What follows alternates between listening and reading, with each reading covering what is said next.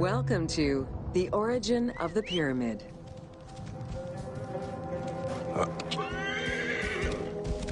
Whoa. The origin of the word pyramid is controversial. Most believe that it originates with the Greek word pyramis, which referred to a bread of conical shape. Life and death in ancient Egypt were modeled on the cycle of the sun. The perfect shape of the smooth-faced pyramid became associated with the metaphor of the pharaoh transformed into one of the sun's rays in death. Pyramids represented the Benben, the primordial mound of the Heliopolitan creation myth. These stories permeated every aspect of Egyptian life to a greater or lesser extent.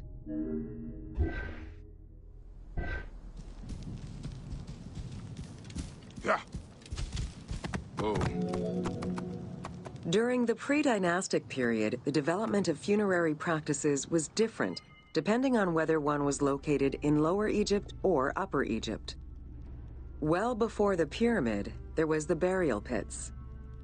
It is on the site of Merimde Beni Salome in Lower Egypt that we find the oldest funerary site, dating back to 5000 BCE. Study of the tombs revealed that the bodies of the deceased were deposited in a shallow grave, in a fetal position. Though a few objects were recovered from these graves, they offered no insight as to the social class of those interred within.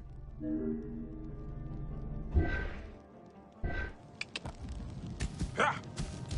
Whoa. Yeah.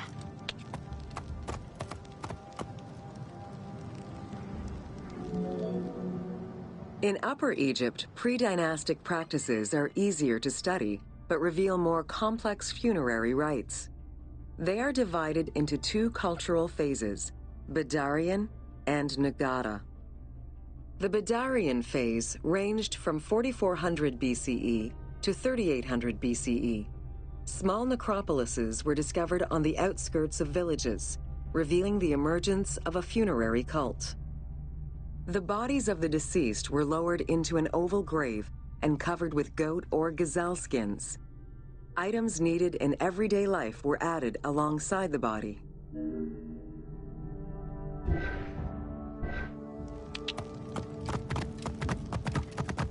Whoa. During the three Nagada periods ranging from 4000 BCE to 3510 BCE, funerary practices evolved in complexity. The shape of tombs changed from oval to rectangular, mimicking the homes of the living. The size of the burials increased and funerary items became more stylized and numerous. Tombs gained complexity, with masonry, wooden veneers, or raw bricks added to strengthen the structures. In time, socially stratified necropolises emerged. For example, in Hierakonpolis, the elite and commoners had separate necropolises. Whoa. Yeah. The term mastaba, meaning massive bench in dialectal Arabic, refers to a form of funerary architecture that was present in Egypt from the Archaic period to the Middle Kingdom. An evolution of the burial pit, mastabas were generally composed of two parts. A structure was built above the ground in the form of a massive rectangle with stepped walls, and a subterranean burial chamber was located underneath. Smaller mastabas often surrounded the much larger tomb of the king. These generally held the remains of the king's relatives and courtiers.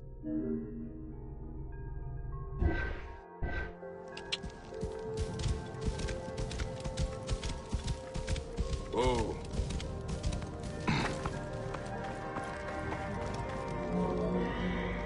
The arrangement of the substructure of the mastaba evolved during the course of the Old Kingdom. From the 5th dynasty onwards, mastabas often featured multi-roomed substructures, with sometimes up to 30 rooms. Also, the quantity and quality of decorated surfaces increased noticeably, as well as the number of statues found within.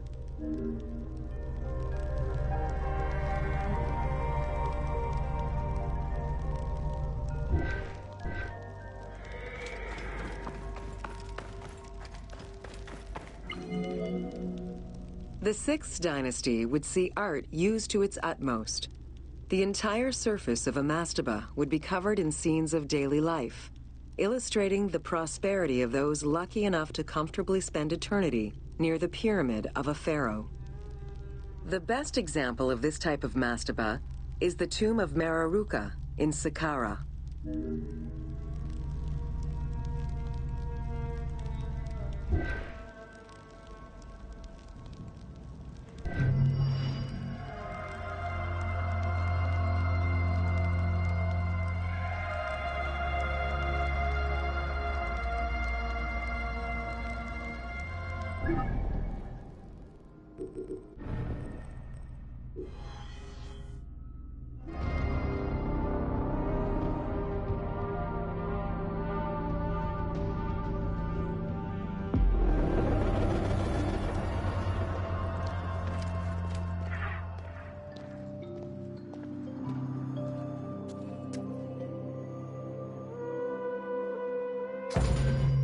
Welcome to the Step Pyramid Complex of Djoser.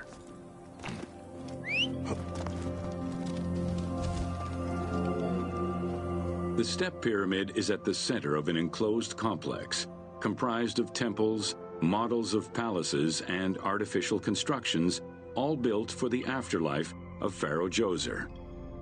The funeral complex itself covers 15 hectares and is located on the highest point of the Saqqara Plateau.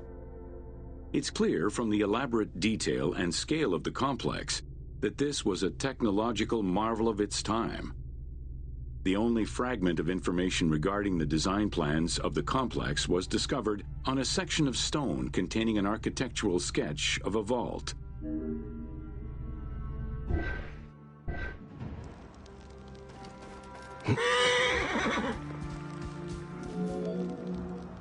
The Step Pyramid is the first monument built of stone.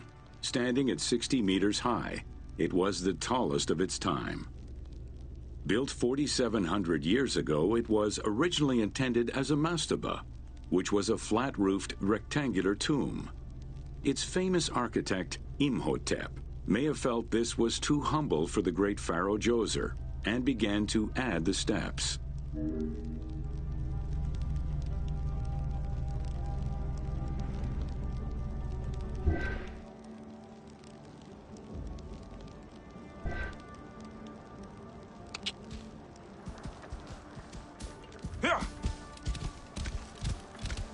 Whoa. The Step Pyramid complex is enclosed within a 1,600-meter-long wall that is 10 meters high. This large wall was made out of white limestone and oriented along the north-south axis.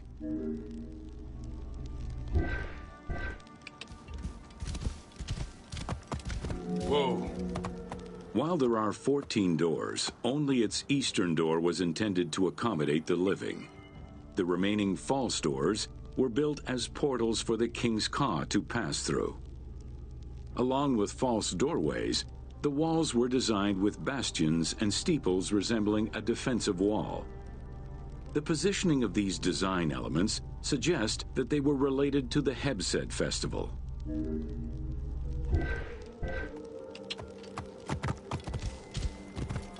Whoa. The only real entrance into the complex is at the end of a long, narrow passageway. This enclosure has a stone canopy carved to resemble wooden logs.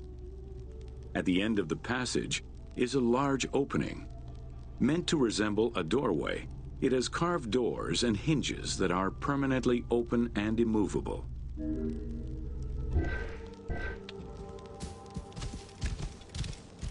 Whoa. The corridor is lined with 20 pairs of columns up to 6 meters high, built by stacking stone drums. The completed facade was made to resemble reed stock bundles. Traces of red paint were found on the columns, along with black paint on the support walls. This would have had the effect of blending the walls into the shadows to give the red columns the illusion of standing on their own.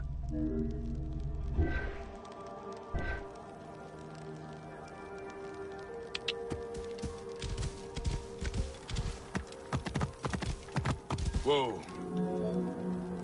Chambers are located on either side of the columns and are thought to be chapels representing the provinces of Upper and Lower Egypt. According to some Egyptologists, the arrangement of the rooms may be symbolic of jurisdiction and judgment.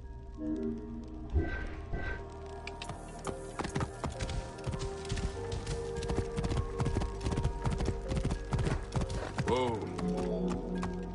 Guarded by a line of carved snakes, this tomb is located at the southern end of the courtyard. The burial chamber is beneath it, down a 30-meter deep shaft. The low-ceilinged chamber resembles a mastaba and is relatively intact compared to the later burial chamber. The tomb is made of pink granite, though there is evidence it was once polished limestone. Too small for a body, it is possible that the tomb was intended for the king's ka, or to hold the canopic jars containing the king's organs. Later traditions in burials would have the canopic jars in the same chamber as the body.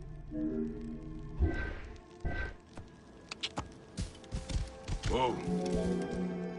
A polished limestone staircase leads west from the tomb to underground apartments. Some of these rooms were intended to accommodate the king and his family in the afterlife. Many large jars of pottery were found, including some that still had deposits of beer, milk, and oil inside them. The false doorways are decorated with reliefs of the king taking part in rituals. In these reliefs, he is seen carrying agricultural tools, running, and performing a ritual for the reanimation of the deceased.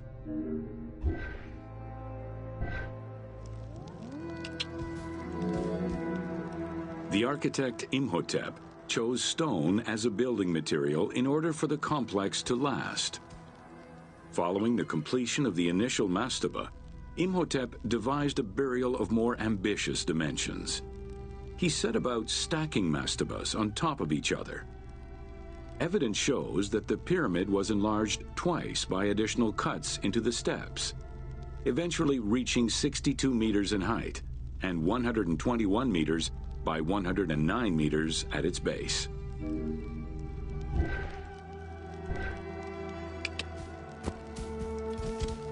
Whoa. A staircase allowing the pharaoh to enter the divine world was represented by a tiered pyramid, oblong in shape, completely enveloping the original mastaba. The pyramid itself is a solid structure. All of the chambers and tunnels are beneath the structure.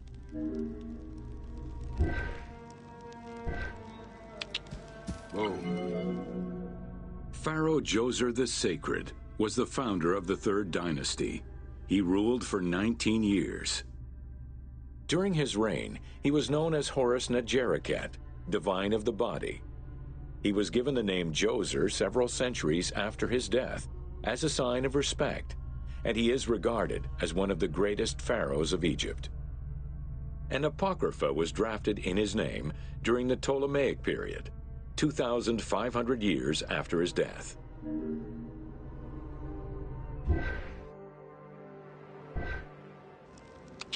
Whoa. Djoser was associated with the sky god Horus in his human form. A plinth near the step pyramid is inscribed with his name and associated with Horus. He was the first to reside in Memphis, making it the central hub of government for the region. Djoser was known to have built many temples and monuments before the complex at Saqqara. The funerary complex was the first of its kind and would mark Djoser's greatest architectural achievement. Whoa. The funerary complex was built to resemble Djoser's palace, with the stone carved to imitate mud brick, trees, and reeds. Creating these details and softer textures in hard stone would have been a time-consuming, labor-intensive task. Much of the complex is designed to accommodate the Hebsed festival, allowing the king the ability to affirm his rule even in the afterlife.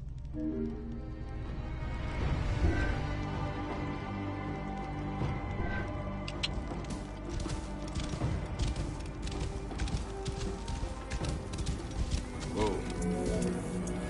In the corner is a temple referred to as T. This temple is among the most mysterious structures in the complex. Its outer facade is plain, while inside it is decorated with intricate jed pillars and carvings. It's possible that this place was intended to be where the Ka of the king materialized, symbolically visiting the platform of the Hebsed courtyard from the afterlife.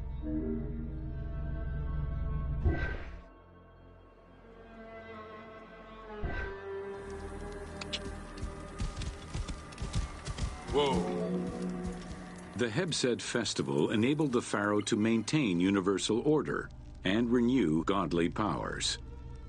Through a series of trials and religious rites, such as dance, offerings, and visiting the sanctuaries of various deities, the ruler's vital force and divine nature was confirmed. The celebration was meant to represent the ruler's jubilee and would take place every 30 years, though the deadline was not always followed. The earliest known ritual dates from the First Dynasty. Whoa. Within the complex of Djoser, southeast of the pyramid, is a dedicated space for this essential ritual to be performed by the king even in the afterlife. The Hebsed courtyard is lined with false chapels and equipped with a platform featuring 2 staircases meant to represent Upper and Lower Egypt.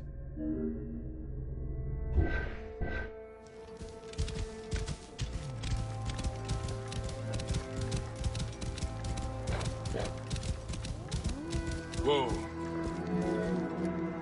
Located in the courtyard, the 2 pavilions are believed to represent the palaces of Upper and Lower Egypt.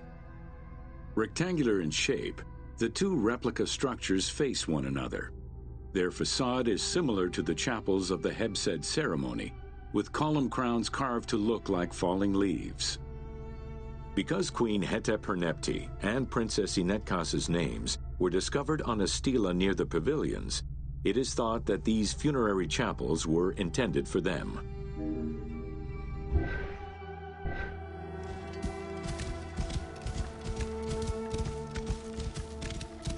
Whoa. The funerary temple is on the north side of the complex, facing the stars where the deceased ruler was believed to travel after death. Within this temple was the pharaoh's serdab, or cellar. It is a small, enclosed space with one wall sloped to match the first step of the pyramid.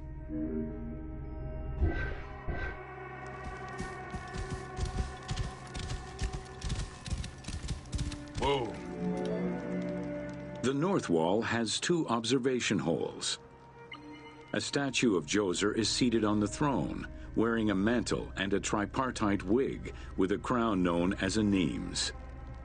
Representing the king's Ka, this statue looks through the observation holes into the courtyard, enabling the king to observe the ceremonies and receive offerings in the afterlife. Yeah. Whoa.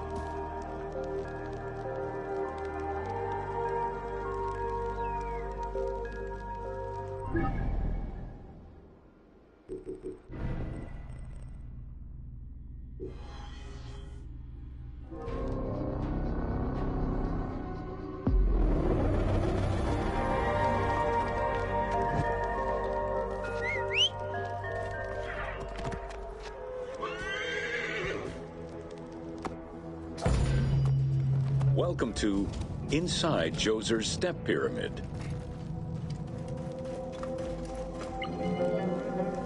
The architect of the Step Pyramid, Imhotep, was a man of great importance to Pharaoh Djoser and ancient Egyptians in general.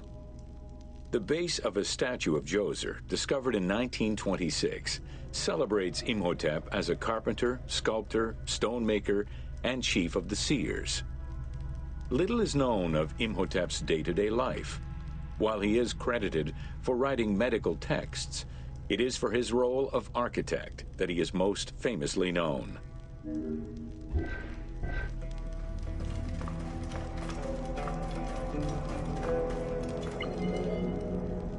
From the design of the pyramid to the elements within the complex itself, Imhotep set out to create something that would immortalize his king. An architectural achievement, the Step Pyramid was made from stone blocks instead of mud brick. It was the first time Egyptians built a monument of that height. Imhotep explicitly intended for the stone to reflect natural materials. The funerary complex of Djoser remained famous throughout the centuries and millennia, and its great architect, Imhotep, was deified by ancient Egyptians during the late period.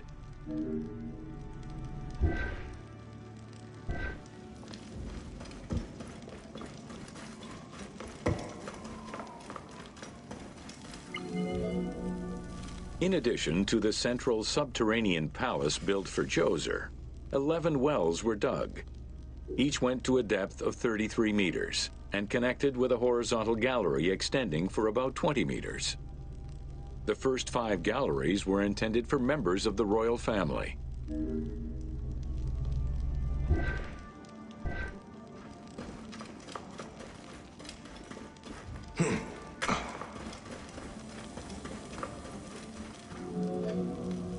Two passages lead underground and branch off in 3 directions to various magazine galleries.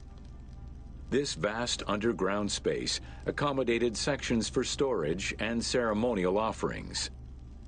One of the tunnels, starting on the east side of the pyramid, contained 40,000 stone vessels, many of them belonging to the king's ancestors.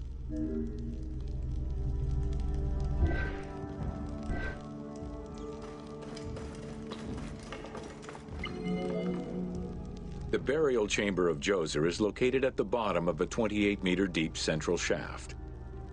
According to Egyptologist Jean-Philippe Lauer, the chamber was originally made from polished blocks of limestone, while its ceiling was decorated in 5-pointed stars.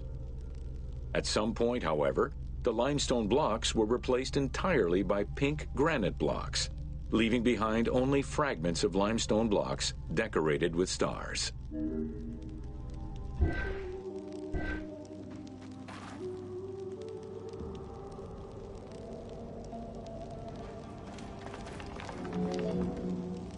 At the foot of the chamber are many tunnels going in all directions. This maze of tunnels, galleries, and chambers stretches over 5 kilometers. There are a number of dead ends and false doors.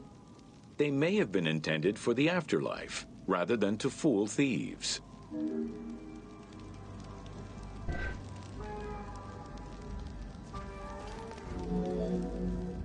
Unlike the Great Pyramid of Giza, or Menkaure, the Pyramid of Djoser does not have any extra openings dug out by thieves.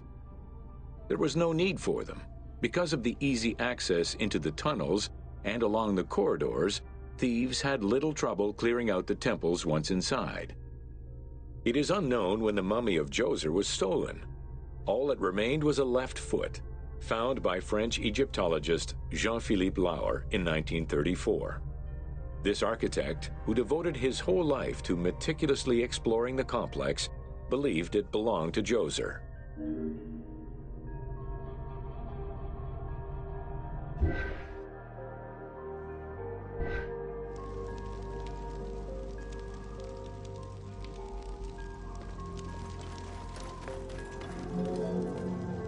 The Pharaoh's apartments, also known as the Blue Chambers, are decorated with blue-green tiles meant to imitate the reed matting that covered the walls and windows of his palace.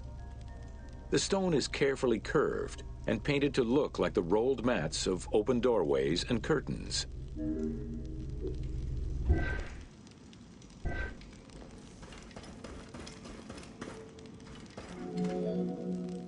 There are two long rooms running side by side along a north-south axis.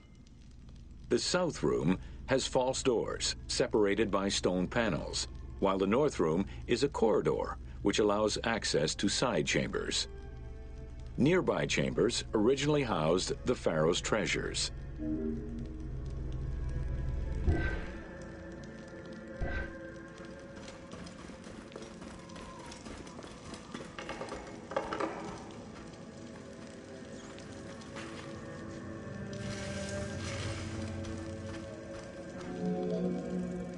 The door frames are made of fine limestone and carved with the king's name.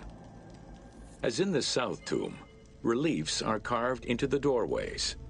These reliefs show the king performing rituals and visiting divine sanctuaries for all eternity. Their interiors are fictive additions made by the team to add to the wonders of the tomb. It is clear from the elaborate detail and scale of the complex that this funerary monument was a technological marvel of its time.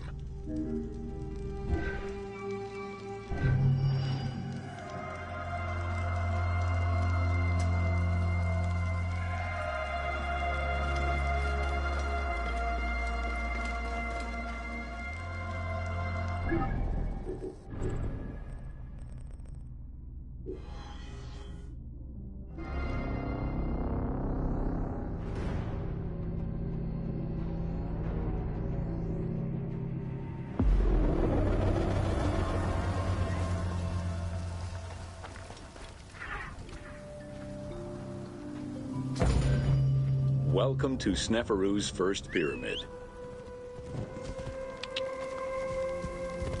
Whoa.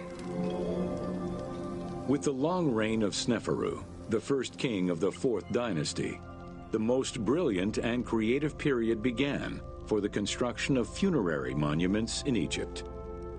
Funerary monument design moved from the step pyramid to the smooth-faced pyramid, testament to the evolution of the practices of construction. The first attempt at this design was the Pyramid of Meidum.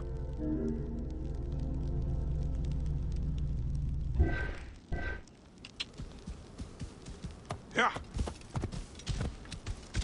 Whoa. While Sneferu's monument started as a 7-stepped pyramid, it was later altered into an 8-stepped structure. The final phase of construction saw the steps filled out and an outer casing applied to achieve a smooth surface.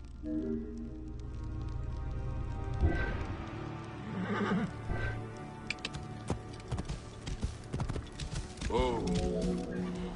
The smooth dressing of the walls did not provide sufficient bonding, however, and the outer casing did not rest on sound foundations. As a result, the bases of the 4 outer buttress walls gave way, causing the walls to slide down and collapse. While the Meidum Pyramid was abandoned due to design flaws, it showcased other innovations that would impact all future pyramid designs.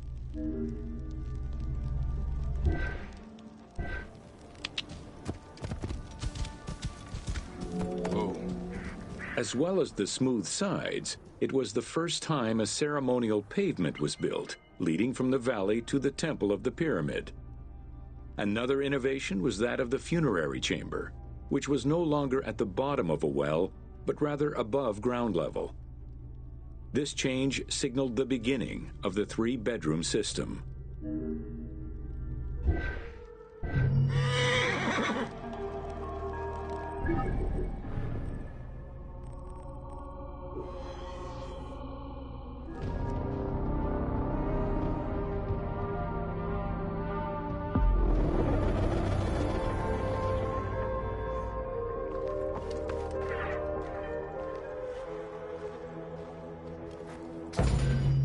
Welcome to the Bent Pyramid of Dashur. After the construction of the Meidum Pyramid failed, Sneferu transferred his residence and the official necropolis to Dashur. There he began construction on his second attempt at a funerary monument. The resulting structure, known as the Bent Pyramid, is the only one of its shape in Egypt.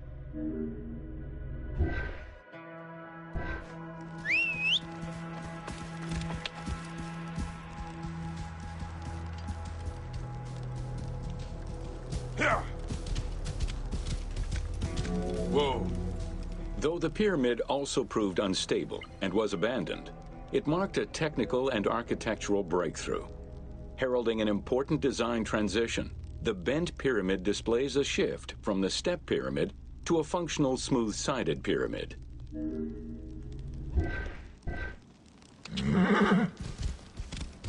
Whoa. The Bent Pyramid was unique in having two separate entrances, one on the northern face and another on the western face. The chamber of this pyramid was too small for a human burial. It was probably meant for the burial of a statue designated to house the Ka, the vital spirit of the deceased king.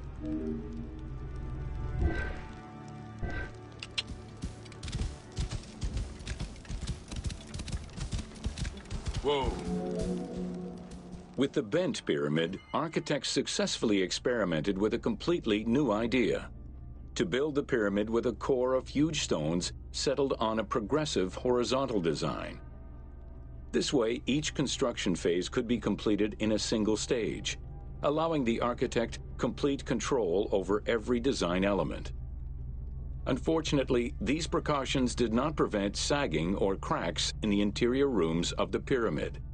Sneferu abandoned the monument and began the construction of yet another pyramid.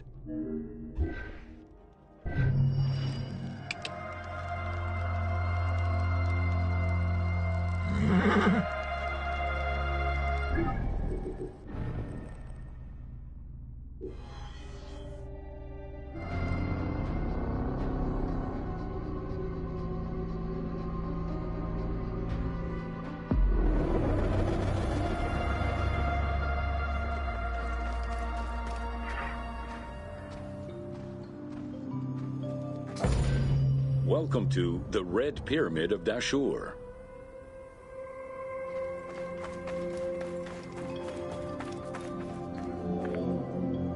The Red Pyramid was built 2 kilometers to the north of the Bent Pyramid. It was so named due to the reddish limestone used in its construction. The Red Pyramid reached a height of 105 meters. While the ground level of the Red Pyramid is lower than that of the Bent Pyramid, its height is virtually the same. The task of making the pyramid a geometrical, true flat-face pyramid brought about yet another new design concept: the use of casing blocks.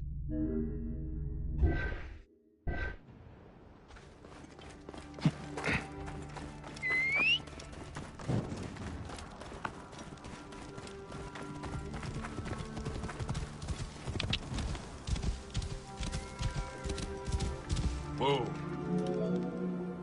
The descending corridor of the pyramid, which opens to the north, arrives at ground level, where 2 almost identical spectacular chambers with high ceilings are aligned north to south and connected by a short horizontal passage. In the south wall of the second chamber, accessed by a staircase, another corridor leads to the final chamber, which is built within the masonry of the pyramid itself and aligned east to west.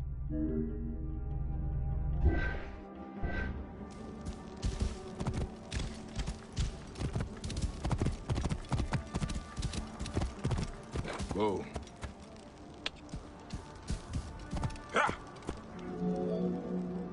The annexes of the Red Pyramid consist of a small funerary temple located to the east.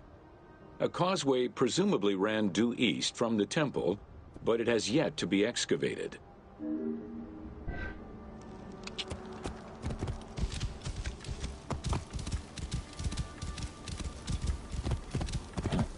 Whoa. The Red Pyramid was structurally sound, and once finished, marked a remarkable design milestone. Finally successful in his attempts to build himself a suitable funerary monument, Sneferu knew his future beyond death was assured.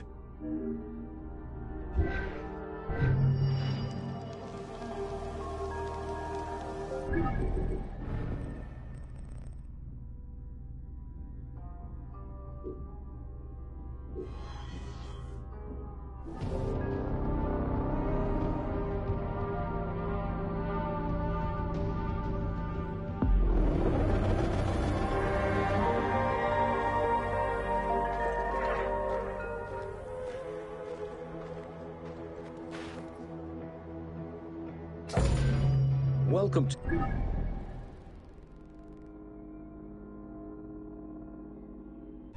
Pyramids of the Middle Kingdom.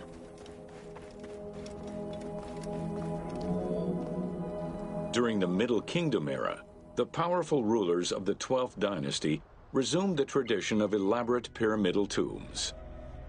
For example, Amenemhat I built a funerary complex in Lisht, and Senusret II selected the Elahun site in the Fayoum. Amenemhat II and Sesostris III, however, cast their favor towards Dashur. Amenemhat III built a pyramid there as well before moving to Hawara in the Fayoum.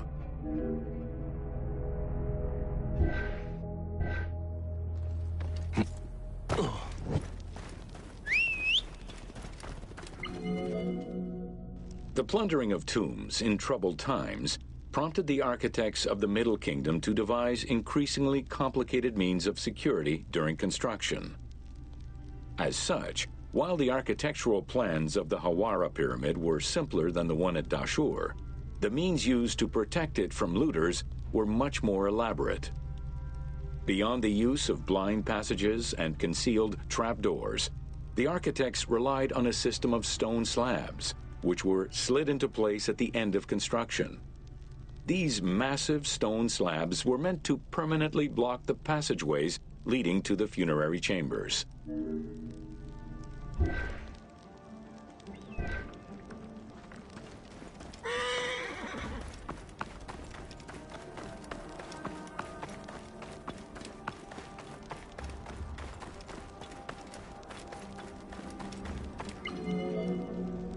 The kings of the 13th dynasty began building their pyramids at Mazguna, south of Dashur, then moved on to Fayoum and Abydos. The kings of the 17th dynasty, however, satisfied themselves with crowning their cave tombs with small pyramids of raw brick. The kings of the 18th dynasty gave up the shape of the pyramid as a royal tomb entirely. They chose a mountain with a pyramidal shape in the Valley of Kings and dug their graves there.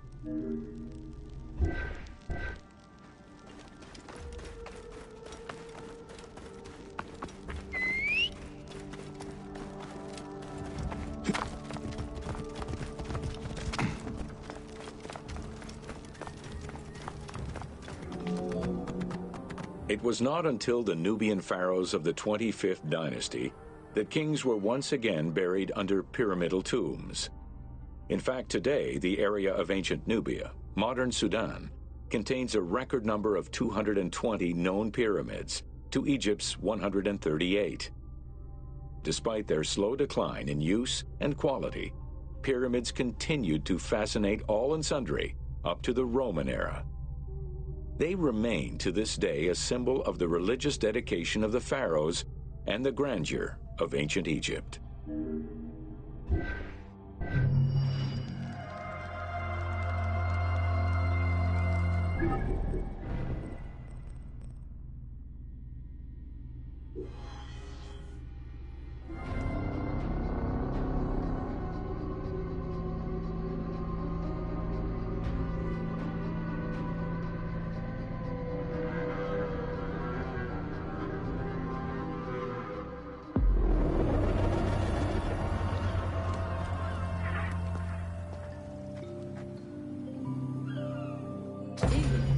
Welcome to an overview of the Giza necropolis.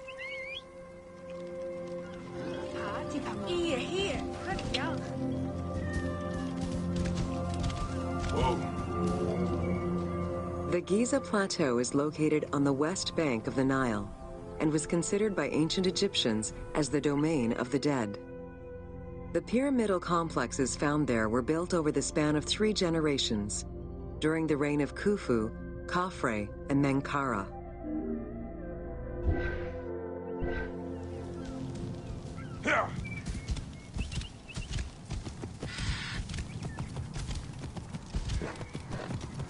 Whoa. The Giza area, now famous for its 3 pyramids, is part of a wider grouping of funerary complexes. Rulers from this period generally elected to be buried in the area. The focal point of the entire region was the city of Memphis, chosen as the capital of Egypt at the beginning of the Old Kingdom.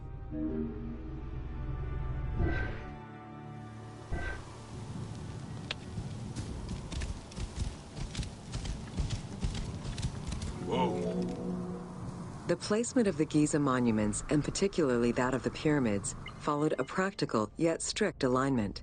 First, they focused on cardinal points, and then they accounted for the natural geology of the plateau.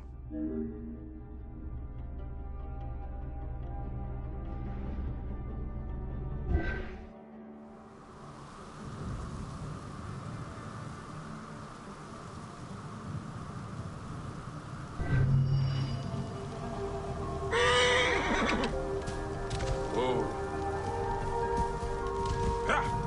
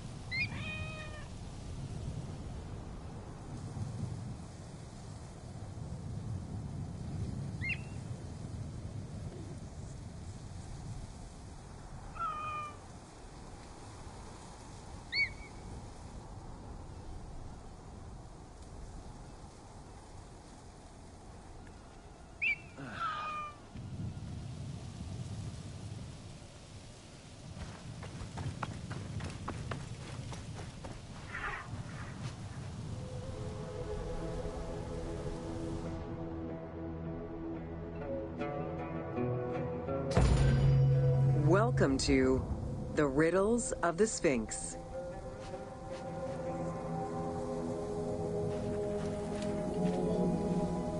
A sphinx was originally meant to be a personification of the king. The human head, wearing pharaonic regalia, was fused with the body of a lion, thus sharing the qualities the powerful animal possessed, namely its power, the swiftness of its attack, and its majestic authority. By these very virtues, it was also considered a symbol of protection. Unsurprisingly, statues of sphinxes could be found along the dromus, protectors of the path taken by the gods to reach the temples.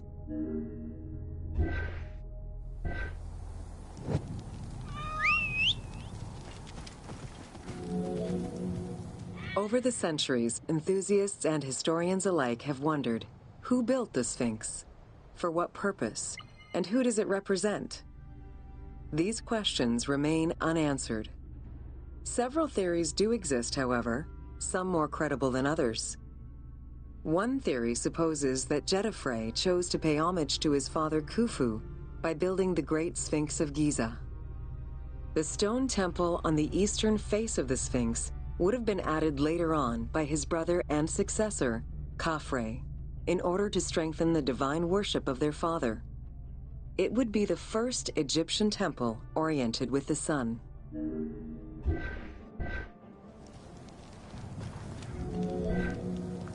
Over the centuries, enthusiasts and historians alike have wondered. Another theory suggests that the Sphinx was built by Khafre and was meant to represent him.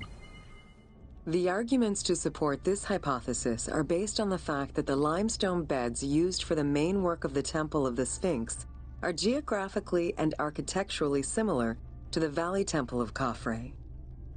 Some believe that Khufu himself built the Sphinx, which was later finished under his successors, Jedefre and Khafre. These arguments are based on the stylistics of the engraving, the typology of the nemes, and the absence of a beard at the time of construction.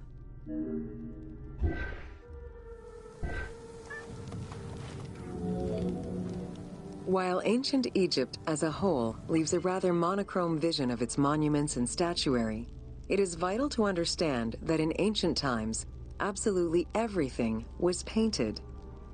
The sun, eating away at the pigments of the colors, the sand, the climate, and the implacable impact of time, unfortunately destroyed the glorious colors of the Sphinx of Giza. Documents from an Arab Egyptologist of the 12th century, Abd al-Latif al-Baghdadi, indicate that traces of red were still visible in his time.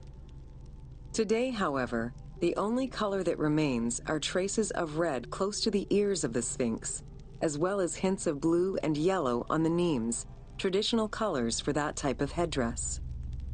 The pigments for the color red were man-made, obtained by mixing different products such as clay, quartz sand, and very finely crushed hematite.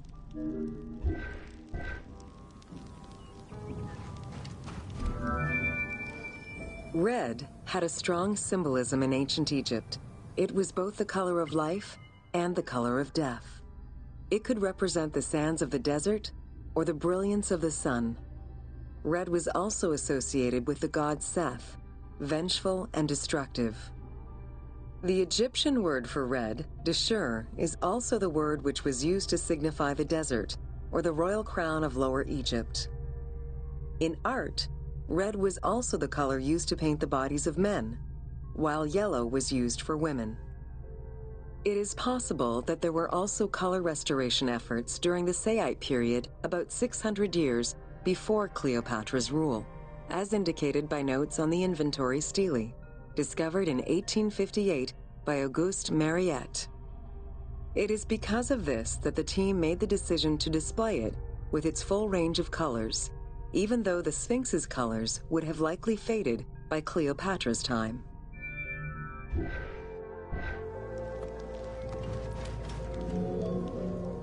Dating from the 4th dynasty, approximately 2600 to 2500 BCE, the Great Sphinx of Giza is the oldest and largest sphinx that we know of. Carved from a natural limestone outcrop, the Sphinx measures 19.8 meters in height, 73.2 meters in length, and 14 meters in width.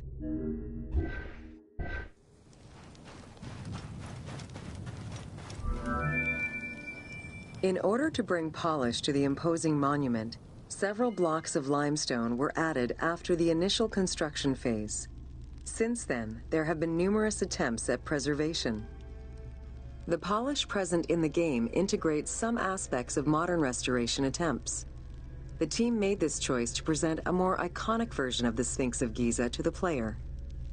Today, the Sphinx is called the Terrifying One. This appellation is translated from its Arabic name, Abu al-Hal, which in turn was derived from Baluba in Coptic.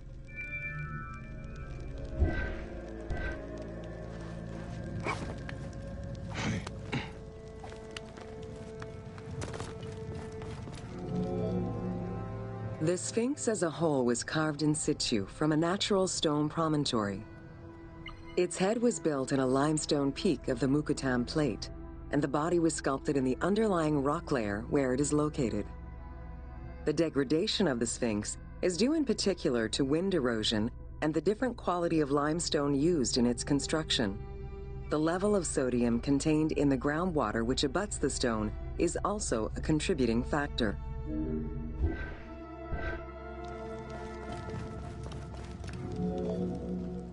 The natural bedrock is seen through the oblique natural strata of the Sphinx's body that are similar to the surrounding limestone.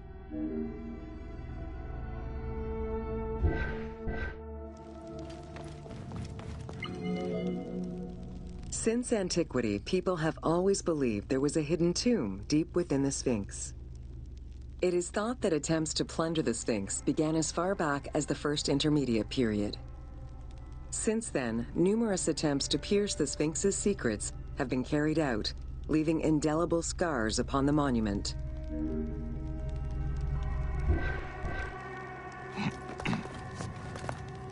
Oh. 12 meters long and cut during pharaonic times, another entrance in the back of the Sphinx aroused curiosity. Although Thutmose IV attempted to seal it off, it was possibly reopened by treasure hunters. It was rediscovered by Howard Vyse and mapped more recently by Mark Lehner.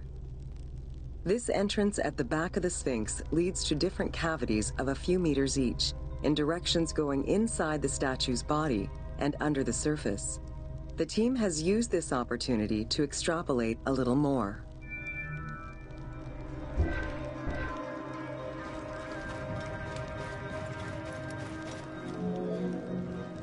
While there have been no major discoveries pertaining to the Sphinx of Giza in recent years, theories and hypotheses continue to emerge.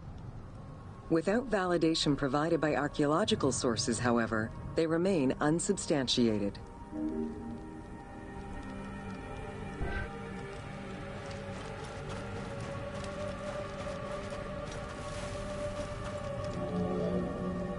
The first of the main theories as to the Sphinx of Giza's meaning posits that the Sphinx was originally a massive representation of the god Anubis. Its principal arguments are that the head of the Sphinx is disproportionate compared to the size of its body. The second theory believes that the representation of two sphinxes on the stela of Thutmose IV would indicate that another stone sphinx had existed on the site itself, possibly even in paired symmetry on the other side of the Nile. However, neither of these theories can be verified in any way.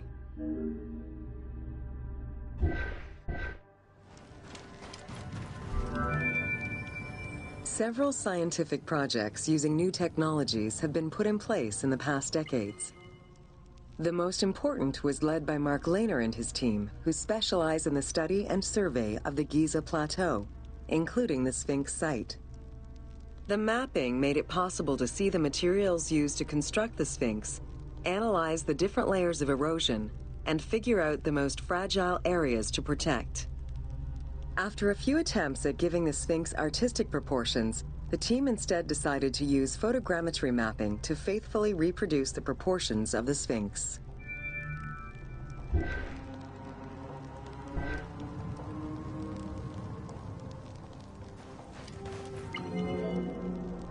What the Sphinx of Giza represented during its construction and how the Sphinx was perceived by the Egyptians of the New Kingdom are two very different matters. Originally a representation of the king imbued with the power of the lion, the Sphinx was eventually viewed as a direct representation of the most divine. It is theorized that kings of the New Kingdom believed that the Sphinx of Giza was the one who recognized and legitimized the ruler of Egypt. Thus, despite the fact the Sphinx of Giza was partially buried under the sand during his reign, Amenhotep II knew that the monument was of great importance.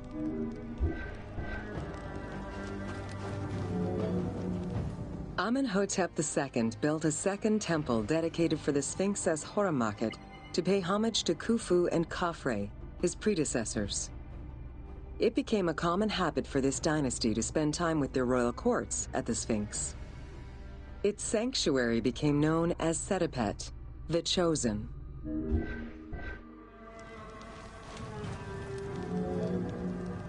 Egyptologist Mark Lehner believed that Amenhotep II built a statue of himself anchored between the paws of the Sphinx, likely to legitimize his reign, alongside a stela found by Salim Hassan. Many other pharaohs of this dynasty, such as Tutankhamun and Ramses II, also left marks of their passage in a similar fashion, sometimes even stripping the stones of nearby temples and pyramids to do so. Amenhotep II's son and successor, Thutmose IV, was a frequent offender.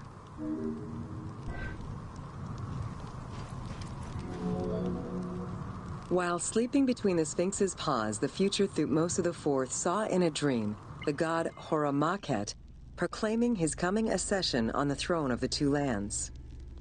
This was, of course, on the condition that he remove all of the sand covering the Sphinx, which stood guard as the personification of the god, and should thus never be engulfed by the sands of the desert.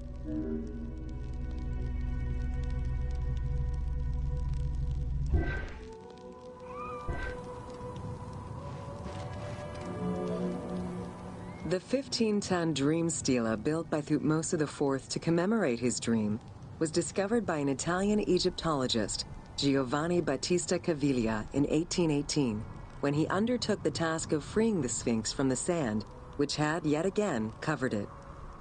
Caviglia was looking for an entrance into the structure of the Sphinx, but instead he discovered an open-air chapel and stelas between the paws. Ashes from a ceremony were still present. Protected by sand, they quite possibly were from the last ceremonies in Roman times.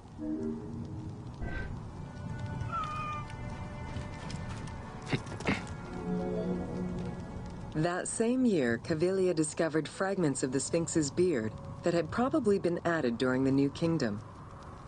If many of these pieces are held by museums in Cairo, a fragment is displayed at the British Museum, along with a piece of the uraeus that was on the Sphinx's headdress. It is believed this fragment of beard was possibly kept in place thanks to the statue of Amenhotep II, which was supposed to be located under the head of the Sphinx.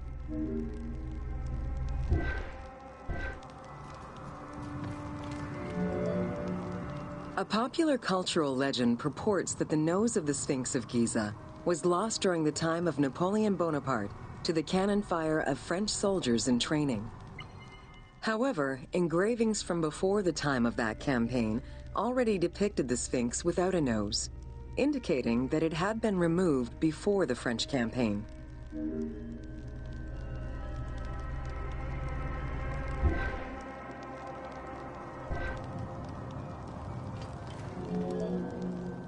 The most plausible hypothesis is based on the research of the German historian Ulrich Harman. During the 1980s, Harman compiled medieval sources written by Arab authors. In doing so, he discovered that the Sphinx was once perceived as a favorable omen, a deity supporting sediment-nurturing floods and crops. Around 1378, a Sufi by the name of Muhammad Sa'im al-Dar could not stand this vision of the monument, and in an iconoclastic act, broke the nose of the Sphinx. According to the texts, he was then hanged and burned between the legs of the Sphinx for his crime.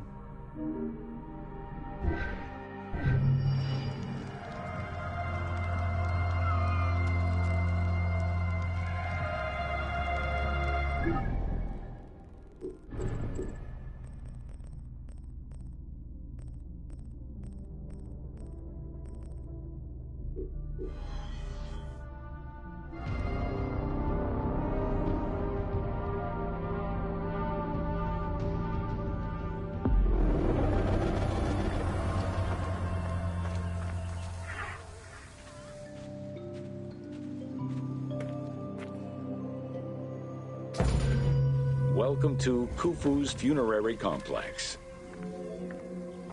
The Valley Temple was the first architectural component encountered when one entered the funerary complex. It was considered the official entrance of the tomb and mixed the structural components of both a temple and a portico. Khufu's Valley Temple shows evidence of a basalt pavement, letting us know where the portico portion of the structure was located. Such a partition is believed to symbolize both the subterranean and solar aspects of the afterlife.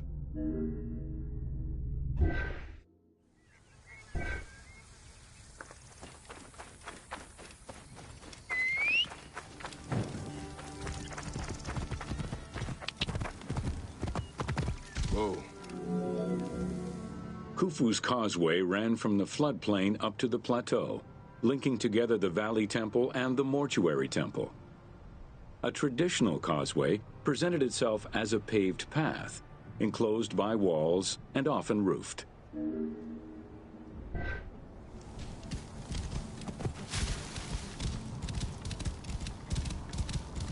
Whoa.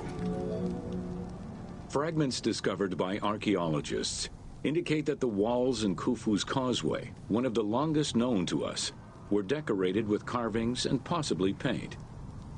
Depictions show a great variety of themes: stars on the ceiling, accompanied by scenes of battles on the walls. Other engravings depicted the creation of the complex by illustrating craftsmen at work. Whoa. Yeah.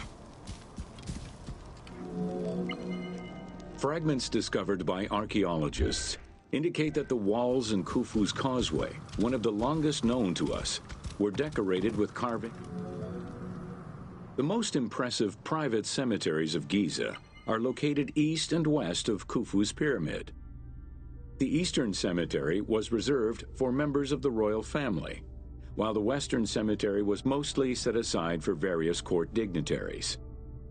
In both areas, private tombs, also known as mastabas, were aligned and laid out methodically in streets and avenues. This arrangement was probably an attempt at recreating the king's court for the afterlife.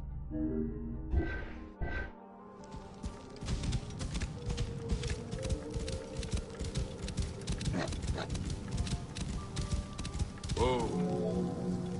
To the east of Khufu's pyramid reside three smaller constructions, the three Queen's Pyramids. A sloping passage led from the ground surface to a burial chamber, cut out of the bedrock and lined with masonry.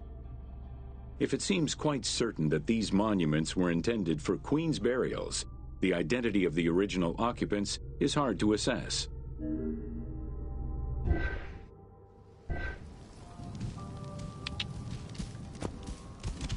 Whoa. The northernmost pyramid was most likely meant for Queen Hetepheres, who is believed to have been Khufu's mother. However, in 1925, her actual tomb was discovered nearby by accident. It was hidden at the bottom of a deep masonry pit in an underground chamber.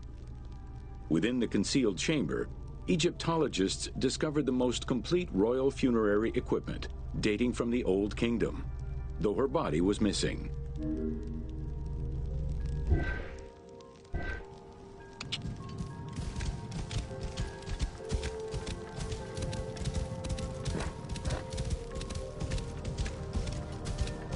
Whoa. Yeah.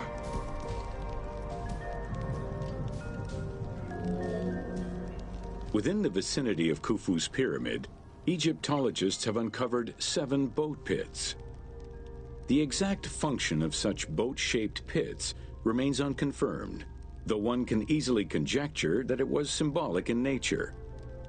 The boat pits being located at the eastern side of the pyramid, at the precise spot where the resuscitated king was supposed to reappear, could constitute evidence to support such an assumption.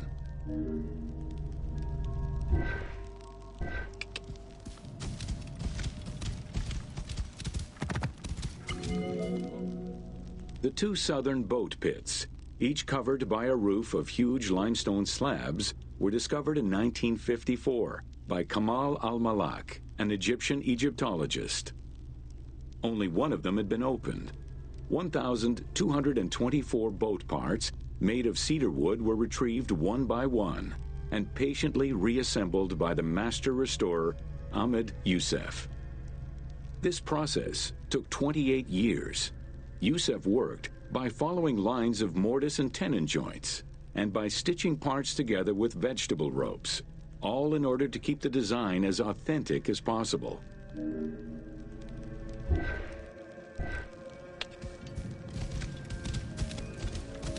Whoa. The Greek term pyramidion refers to the capstone of a pyramid or the tip of an obelisk. In ancient Egyptian, both components were called benben. This word was also used for a specific kind of food, a cone-shaped offering made of bread. The pyramidion was intended to be a miniature reproduction of the pyramid, making it equal to the monument itself in symbolic importance. Whoa. A few pyramidia have been retrieved from pyramidal complexes. The earliest, found in Dashur, is undoubtedly a good example of Old Kingdom's pyramidia. It is made of limestone and has no inscriptions. Some engraved pyramidia were recovered from private funerary chapels. Their inscriptions all related to the solar symbolism of the benben.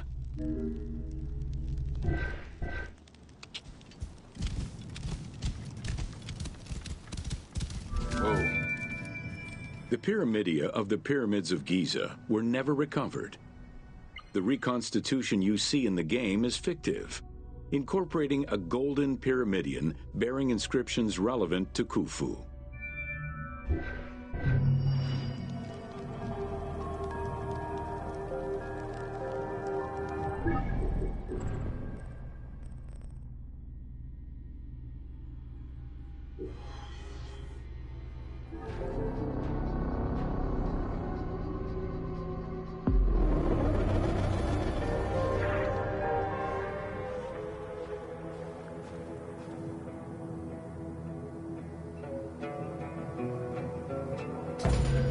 Welcome to Secrets of the Great Pyramid. Whoa. Built around 2550 BCE, the Great Pyramid of Giza is considered one of the most iconic structures of Egypt.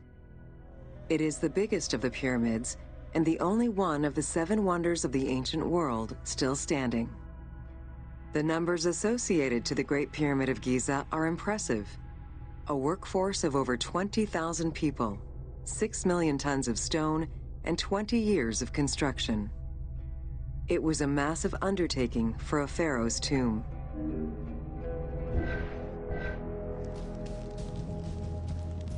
Yeah. Whoa.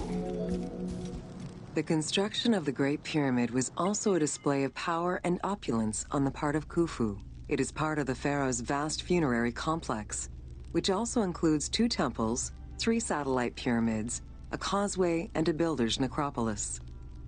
We can guess that the intent behind the construction of these monuments was Khufu's way of declaring himself one of the most powerful pharaohs to rule a unified Egypt. Whoa. New insights into engineering and ancient Egyptian culture are still being revealed over 4,500 years later. For example, a recently unearthed papyrus offers a glimpse into the life of a tradesman at the time of the pyramid's construction. Also, a logbook belonging to a team leader during the building gives details on the craftsmen, their work schedules, and the raw materials required.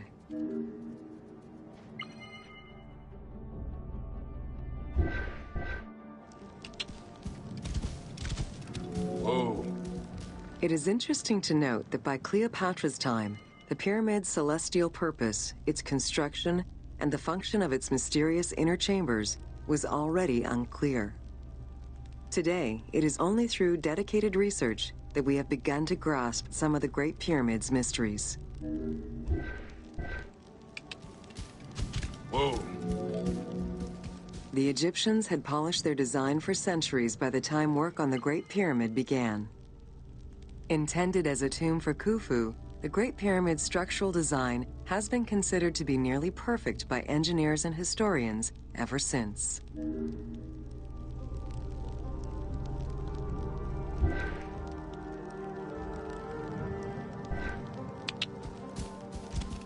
Whoa.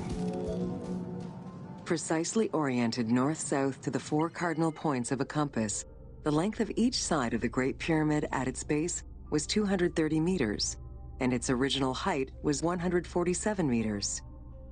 The pyramid is a mere 0.05% error away from being a perfect square.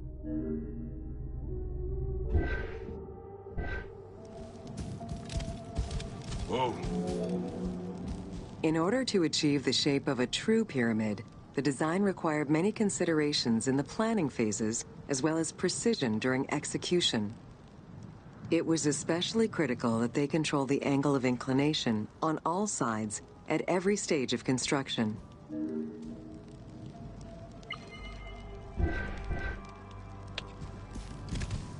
Whoa. Materials for the Great Pyramid consisted of quarried limestone blocks, weighing between 2 to 15 tons each. The methods of moving these blocks into place is still debated by architects and Egyptologists. The precision of its design in an age with only soft metal tools, as well as the enormous scale of its construction, make the Great Pyramid one of the most impressive feats of human engineering.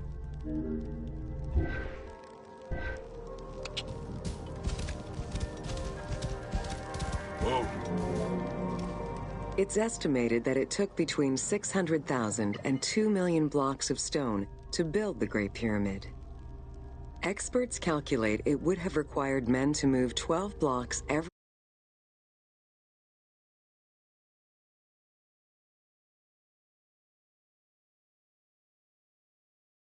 hour around the clock for 20 years to place the 2.3 million stones the monument is made of.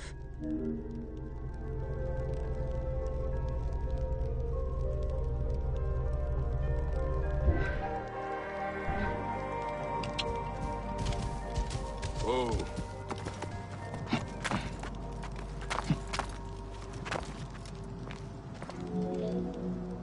While the interior chambers were built with red granite from Aswan, most of the pyramid was made from local limestone, weighing between 2 to 15 tons per block. There is debate on how the pyramid stones were moved into place.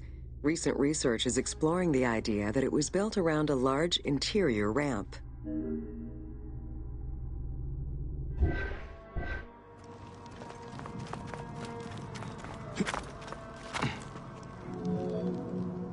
The recently discovered logbook confirms that the high-quality limestone of the outer casing was brought by boat across the Nile from a quarry in Tura.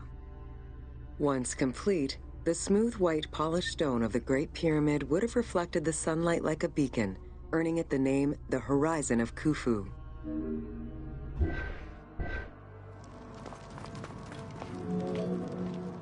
Over the centuries, thieves and travelers attempted to access the Great Pyramid numerous times.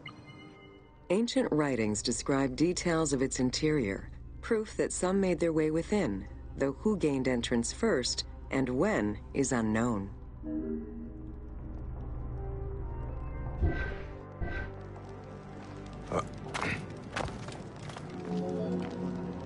The main entrance of the Great Pyramid is located 17 meters above ground level. It faces north, likely in order to align with the North Star. Though the entrance passageway had been discovered in antiquity, any further access into the Great Pyramid was stopped by massive vertical slabs of rock. As such, present-day visitors to the pyramid must use the robber's entrance.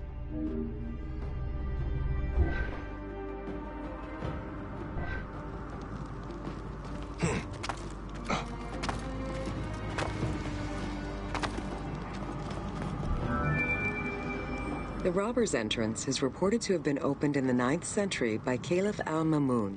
In search of treasure, the Caliph had his men dig their way inside the Great Pyramid. The most likely scenario is that they enlarged a corridor which had been created by tomb robbers during antiquity. As such, This is how the team can justify access to this wonder.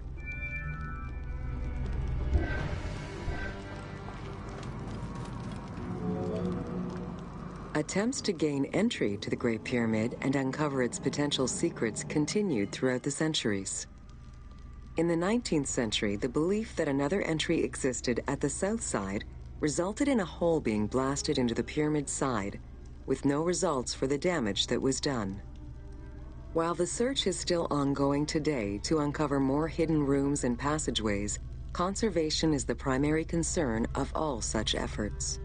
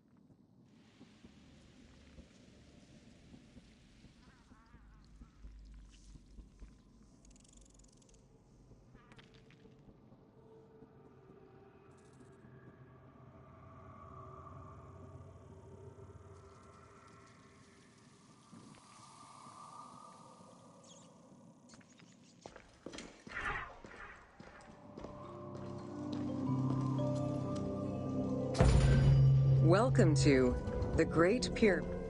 From the original entrance of the Great Pyramid, there is a passage leading to the subterranean chamber. Its walls were carved out of the existing rock of the plateau and then covered in a fine, unmarked limestone. The descending passage has a steep 26-degree downward slope. Narrow and with a low ceiling, this pathway is long and challenging.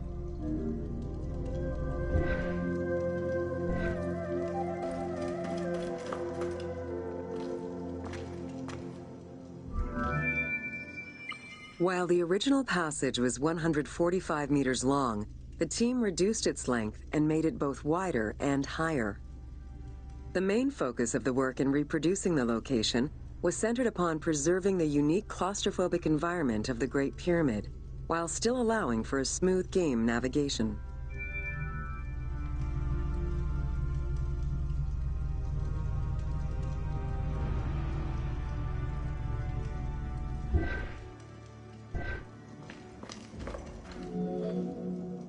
The well shaft was a 58-meter vertical passage that connected the descending corridor to the grand gallery above. An adjacent grotto may have originally been a small natural well in the bedrock that was enlarged during the tunneling. Whether the grotto was intended for another purpose is uncertain.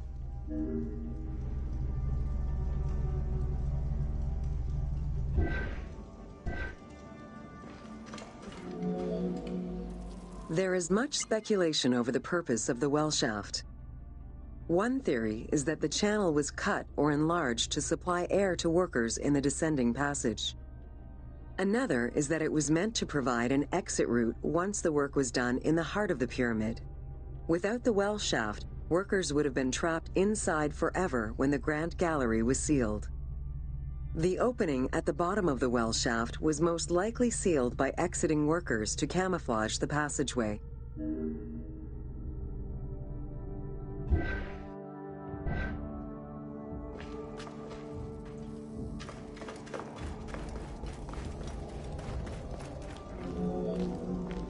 There is a subterranean chamber at the end of the descending corridor, 30 meters below the Giza Plateau's surface. Dug directly into the bedrock, the space is wide with a ceiling 3 meters in height. Its floors and walls are rough and uneven, indicating that it was never completed. At the south end of the room, there is another narrow corridor, similar to the others, though it abruptly ends after roughly 20 meters.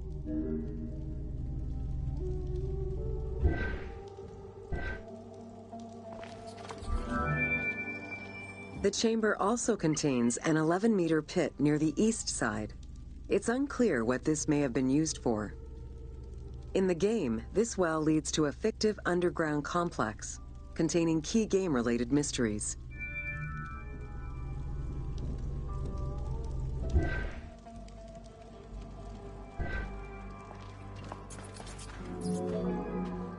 The subterranean chamber's original purpose remains a mystery.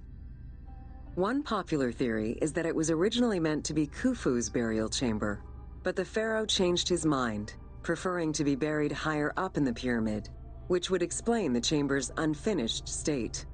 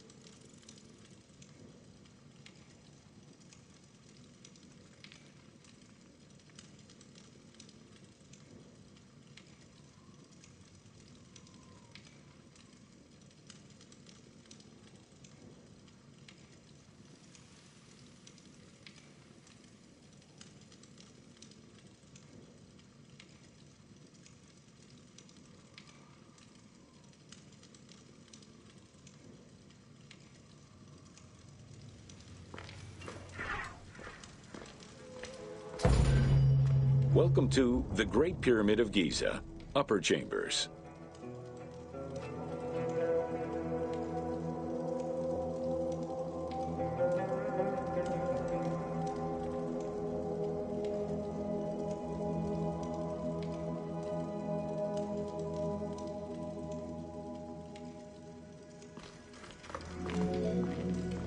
At the entrance of the ascending passage are 3 granite flagstones estimated to weigh up to 25 tons each.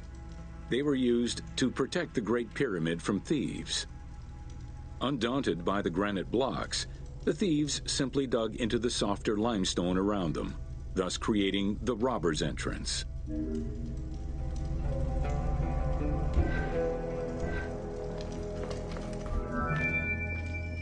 While in reality the robber's entrance is one single cavity which leads to both passages, in the game, the team created individual accesses to either passage. As such, in the game, one entrance leads to the ascending passage, while another leads to the descending passage.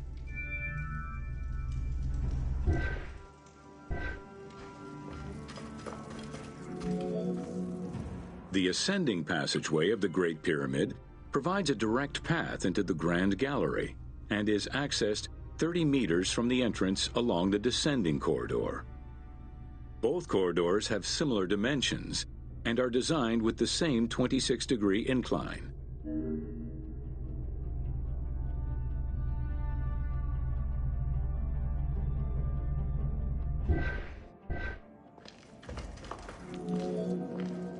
The ascending corridor has smooth masonry on its walls, and the layout includes many trapezoidal stones.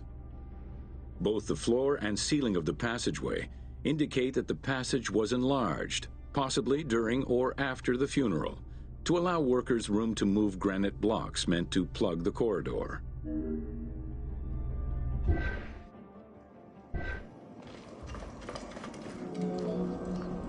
The Grand Gallery's purpose is still debated among experts. It may have been intended to align with the stars, act as a buffer to protect the king's chamber, or simply to facilitate the transport of the granite blocks used inside the pyramid. Access to the queen's chamber was at the beginning of the Grand Gallery.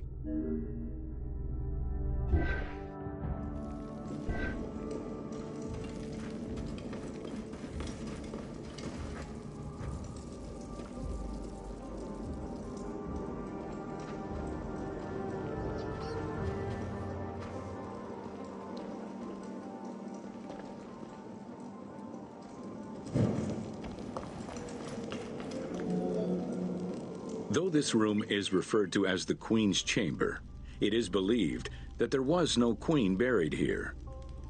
Based on their knowledge of earlier pyramids, Egyptologists believe it was more likely intended as the king's serdab, a chamber meant to contain the Ka statue, which would in turn house the king's spirit.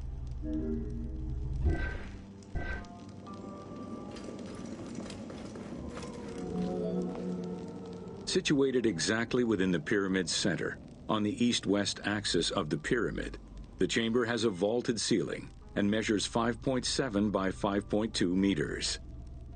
In the eastern wall, there is a niche tucked away in a small corbelled archway, which may have originally held the Ka statue. Behind this niche is another smaller hole, possibly dug out by thieves in search of further treasure.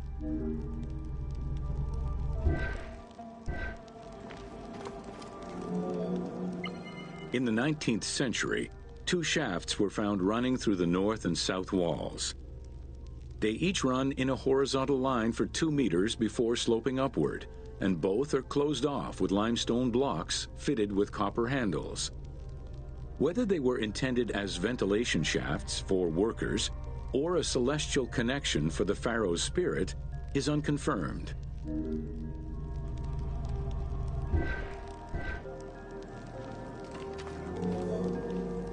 A recent scan of the room indicated the presence of an unknown cavity hidden behind the north face of the walls over the descending corridor. Further investigation is still ongoing to ascertain the nature of the anomaly so as to avoid risking damage to the monument.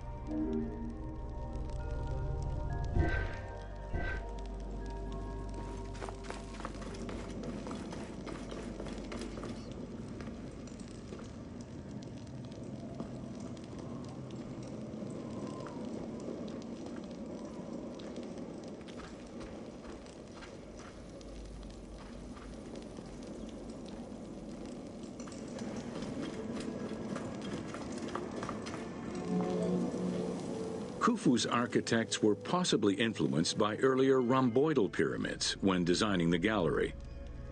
It is the longest corbelled vault ever built, measuring 47 meters long and 8.6 meters high. The walls were made to taper inward, allowing for better distribution of weight. As a result, the ceiling measures just over a meter wide at its highest point. Though this construction technique is present in other pyramids, few have the same precision and stability.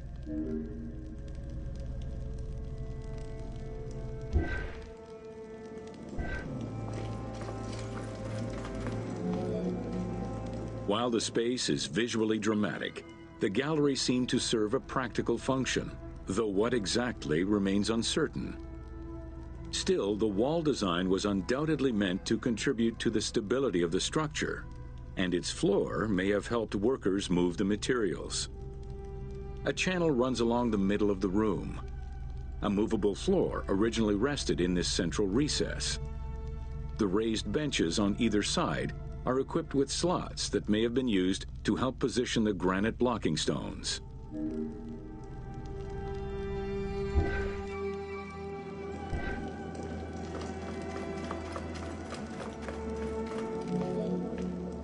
At the end of the Grand Gallery is the entrance to the antechamber leading to the King's Chamber. Directly above, there is another narrower horizontal passage that connects to the top of the King's Chamber and allowed the workers access to the weight relief rooms.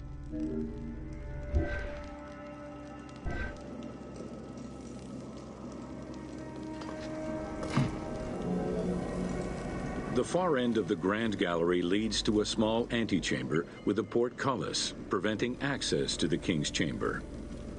The portcullis was composed of 3 separate granite slabs. They were designed to be lowered into place and seal the chamber after the burial of the king. The grooves dug out to hold the slabs in place are still clearly visible to this day. The elaborate locking system was composed of a series of grooves for the ropes and pulleys that dropped the stones into place like the notches on a key.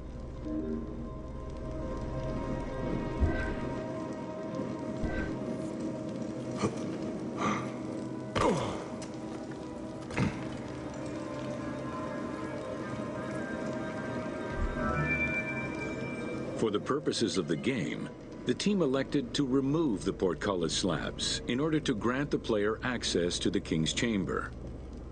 In reality, workers would have backed out of the room after the funeral, lowering each slab into place behind them one at a time. Each of the 3 stones were smashed by looters centuries later, and evidence of their break-in is still evident.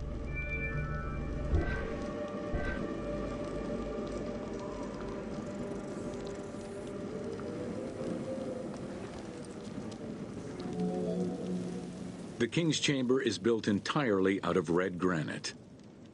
The King's Chamber measures 5.8 meters in height.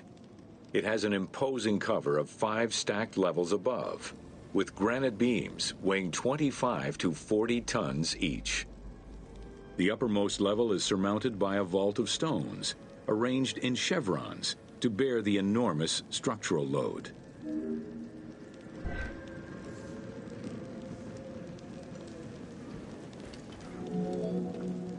As in the Queen's Chamber, 2 shafts extend out from the room towards the north and south faces of the pyramid. They measure nearly 64 meters until they are blocked by copper-handled granite plugs.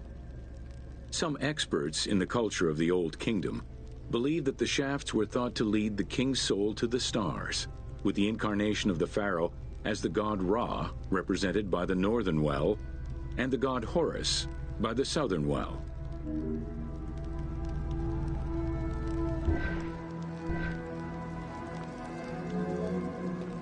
There is a granite sarcophagus at the west end of the room, but it is the concealed construction inscriptions left by workmen on the roof's stones which verify this as the resting place of Khufu.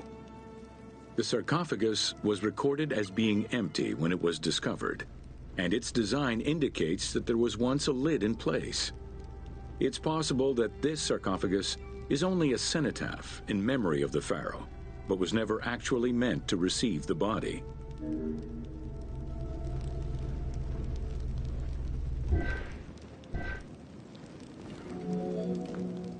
Khufu's mummy was never found. It is hoped that as of yet undiscovered hidden rooms and shafts of the pyramid may provide an answer as to its location.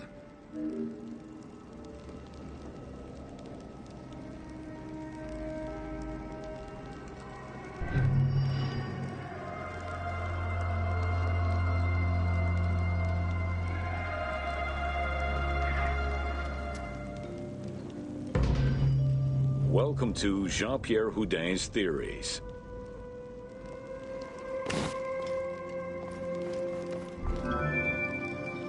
The team wanted to provide players with a sense of exploration and discovery, particularly within the Great Pyramid.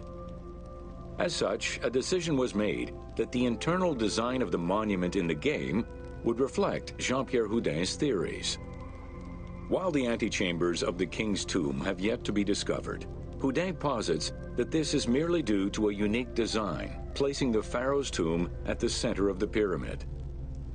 The entire tour you are about to take was designed along Houdin's hypotheses.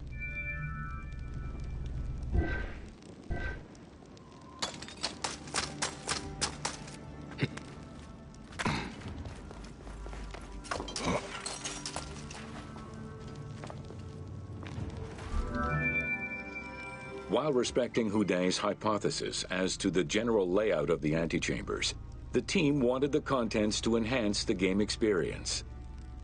In regular royal tombs, the antechambers were filled with all the material goods needed by the pharaoh in the afterlife. To support the feelings of discovery and awe, the art team created a unique and fantastical treasure in this second antechamber.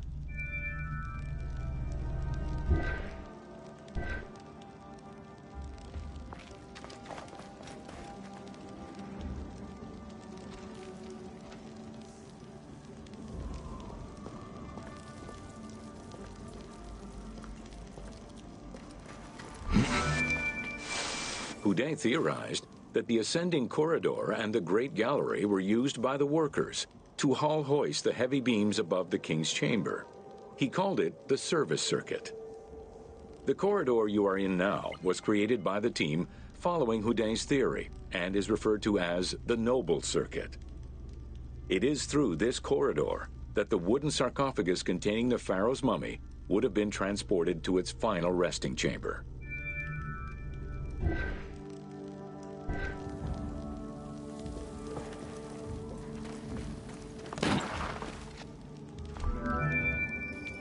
With this structure in mind, one can easily assume that the pyramid's entrance would have been connected to the two antechambers.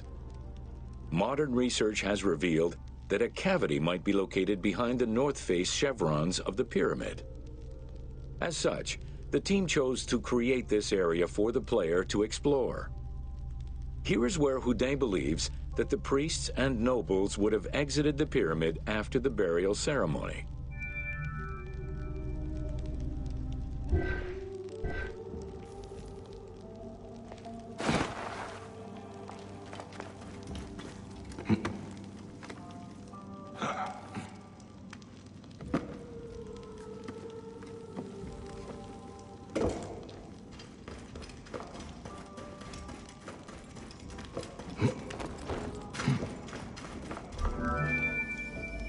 Many theories regarding the construction of the Great Pyramid rely on the usage of external ramps.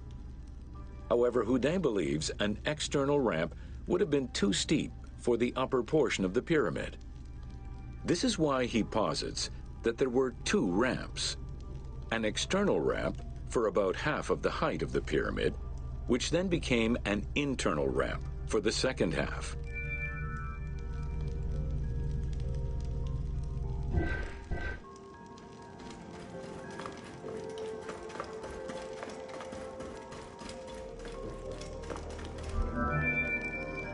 Houdin's theory states that this internal ramp followed the sides of the pyramid in an ascending spiral pattern.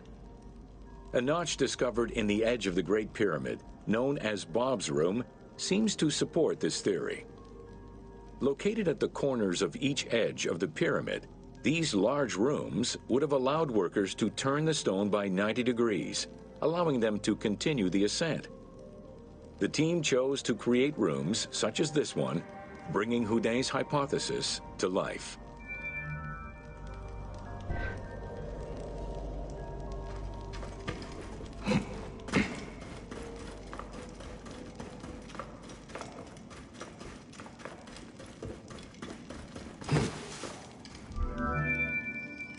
This long corridor was the first section of the ascending internal ramp.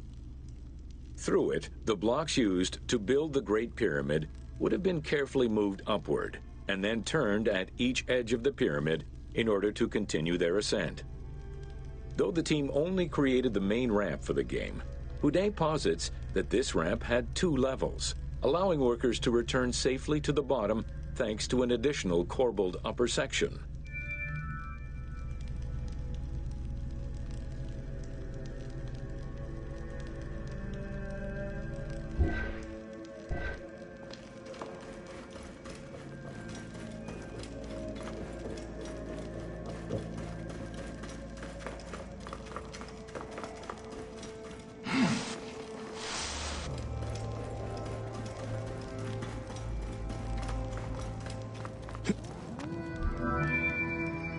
According to Houdin, the start of the inner ramp was located at the base of the southeastern face of the pyramid.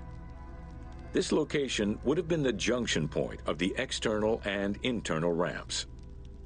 Below us, workers would have built the lower part of the pyramid with the external ramp before eventually switching to the internal ramp for the middle and upper sections of the pyramid. At that time in the process, they could have reused the material of the external ramp to fill the center of the pyramid, hauling the stones in through the internal ramp.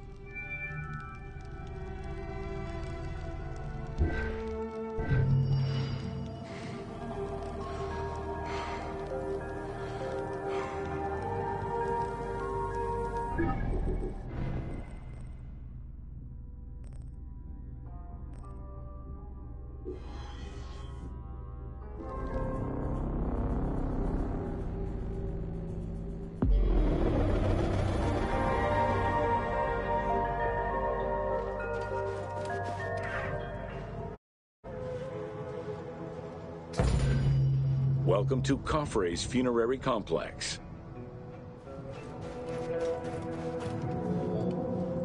Since the very beginning of the 4th dynasty, mortuary temples were built adjacent to pyramids on the eastern side. Such a location, facing the rising sun, as well as the world of the living as a whole, held an important symbolic meaning, for it was within the mortuary temple that kings were revived through daily rituals.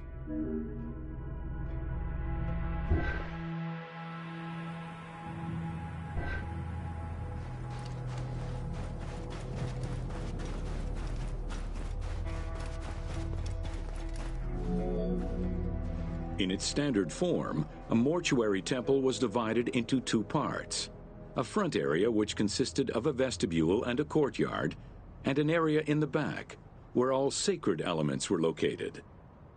The back of the temple incorporated several essential features, including an inner sanctuary with a false door, which allowed the soul of the pharaoh to travel between the world of the dead and the world of the living.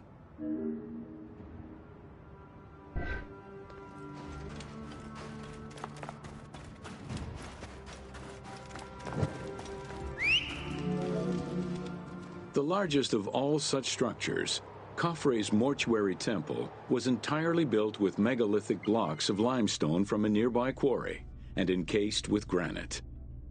Parts of Khafre's mortuary temple, particularly the courtyard walls, are thought to have been decorated with splendid reliefs. However, not a single image of the king has been discovered inside the mortuary temple.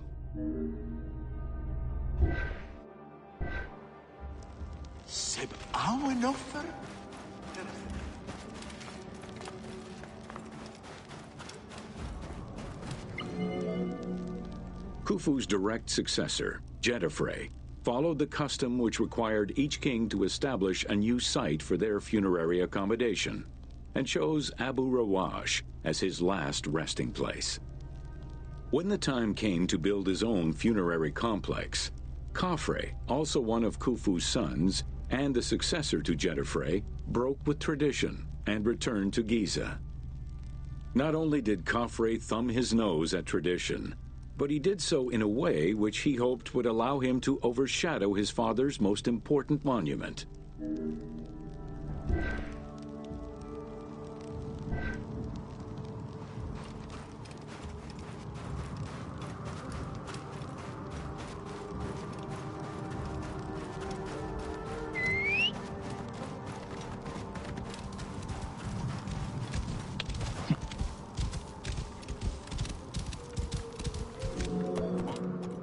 Though Khafre's pyramid is smaller than Khufu's, it was cunningly built on a more elevated bedrock layer than the Great Pyramid, making it appear higher than any other pyramid at Giza. Today, Khafre's pyramid is the only one among the three at Giza that still has the upper part of its limestone casing.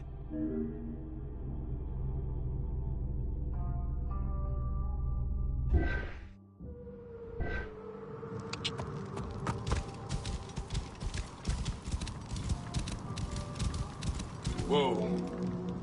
Considered a most sacred area, the Giza necropolis was strictly defined, both geographically and physically. An 8-meter-thick Tura limestone wall completely surrounded the Great Pyramid.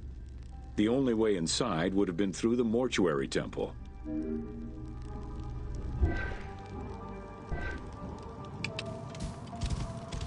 Whoa. From the reign of Sneferu and onwards, the subsidiary pyramid became a common feature within the pyramidal complex. The function of the subsidiary pyramid, however, smaller in size and in height than the royal tomb, remains unclear, though some believe that it was meant to house the ka of the pharaoh.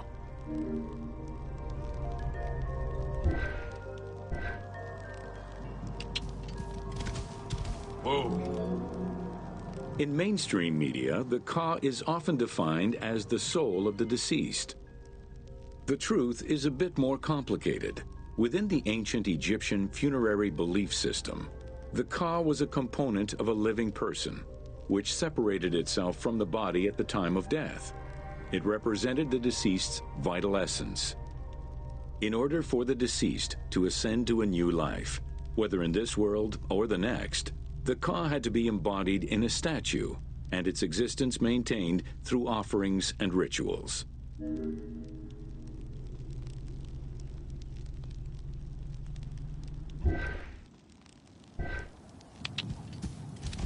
Whoa. Within Khafre's subsidiary pyramid, a wooden box containing pieces of cedar was discovered by archaeologists. When reassembled, it turned out to be a shrine mounted on a sled. Just as with the solar barges found around Khufu's pyramid, it seems Khafre's shrine and sled were ritually disposed of after his funeral.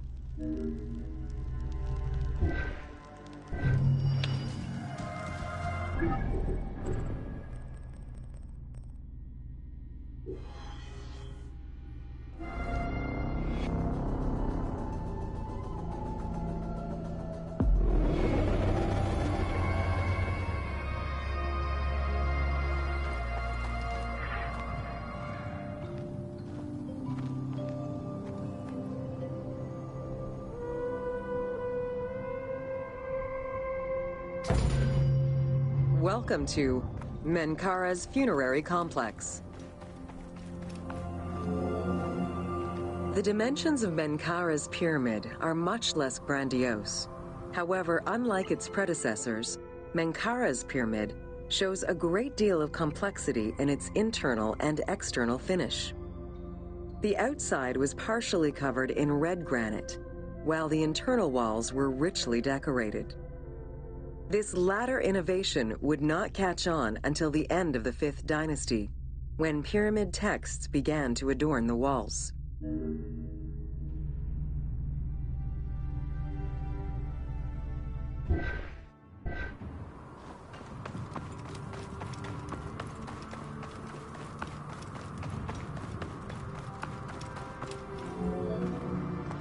Menkaura's pyramid contains two sloping passages, both located in the northern side of the structure.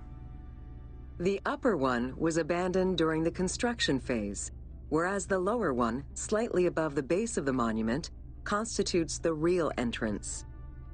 The lower passage leads to a first room, which, for the first time since the reign of Djoser, is decorated with engraved false doors.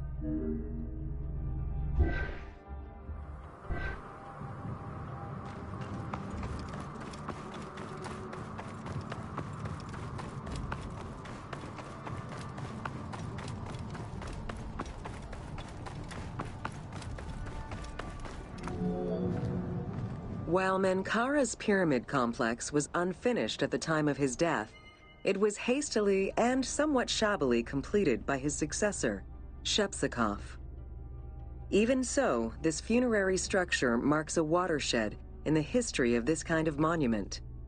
From then onwards, the pyramid shrank, whereas the mortuary temple expanded both in its quantitative and qualitative aspects. Of particular note, it is within Menkaura's mortuary temple that one can find the heaviest block of limestone ever used for a pyramid complex, weighing in at over 200 tons.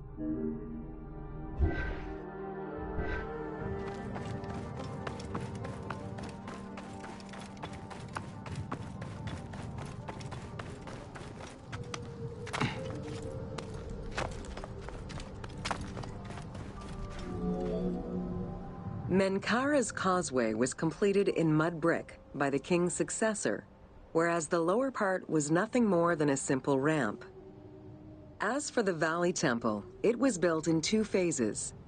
The foundations were first laid out in limestone during Menkaura's reign, but the temple itself was completed in mud brick afterwards. As such, the Valley Temple was soon damaged and ended up being completely rebuilt during the 6th dynasty.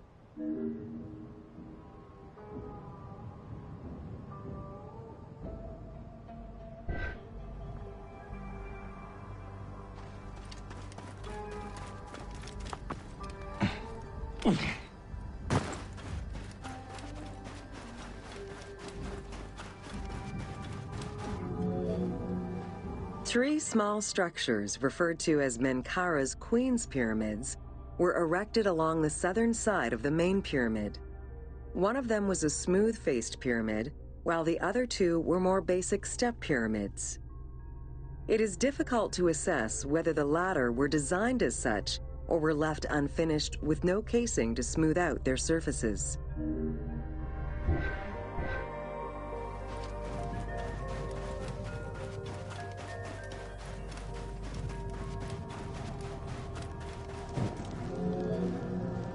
The easternmost pyramid was built with the traditional rooms and corridors found within a satellite pyramid meant to house the king's ka. However, a granite sarcophagus was found within, leading to the conclusion that it was used as an actual tomb rather than as a symbolic cenotaph. Drawing on these observations, some assume that this pyramid was first built as a satellite pyramid for the king's ka, before seeing its purpose change to that of a queen's tomb. Which queen, however, remains a mystery.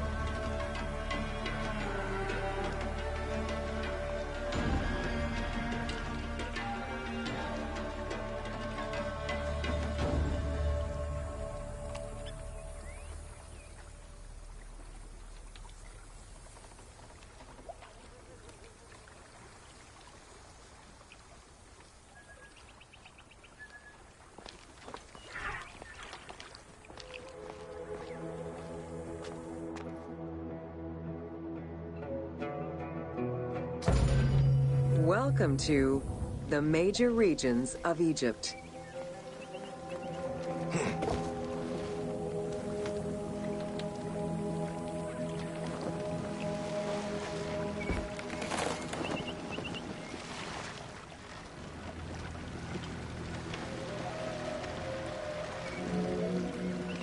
Life in ancient Egypt was concentrated along the shores of the Nile and divided into two regions. Lower Egypt was situated on the Nile Delta near the Mediterranean, and Upper Egypt was at the south reaching into Africa. Due to its proximity to the Mediterranean, temperatures in Lower Egypt were less extreme than in Upper Egypt.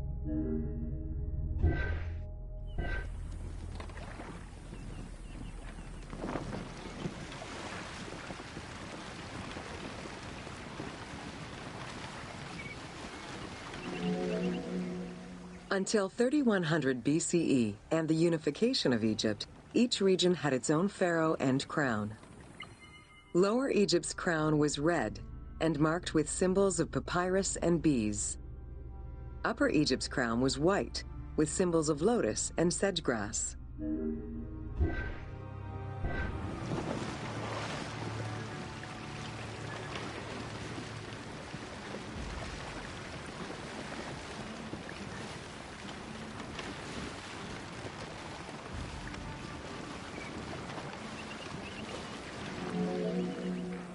Both regions had competing major cities, most notably Memphis in Lower Egypt and Thebes in Upper Egypt.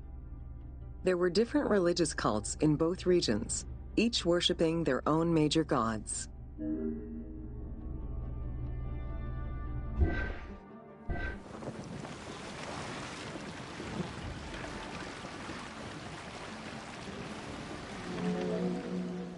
Many of the temples were designed in such a way as to represent the two regions, and ceremonies often incorporated Upper and Lower Egypt in their rituals.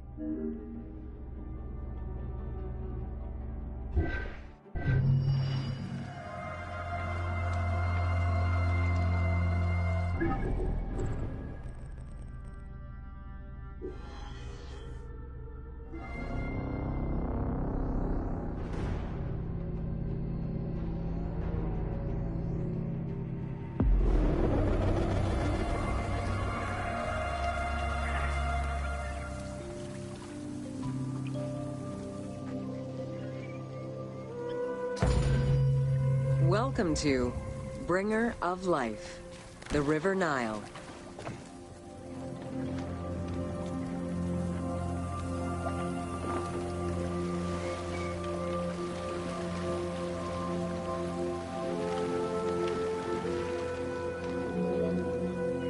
The ancient Egyptians called the dark fertile soil of the Nile the Black Lands, and the surrounding desert was referred to as the Red Lands. The dramatic difference of productive land opposed to barren desert had a deep influence on cultural ideology, mythology, and religion.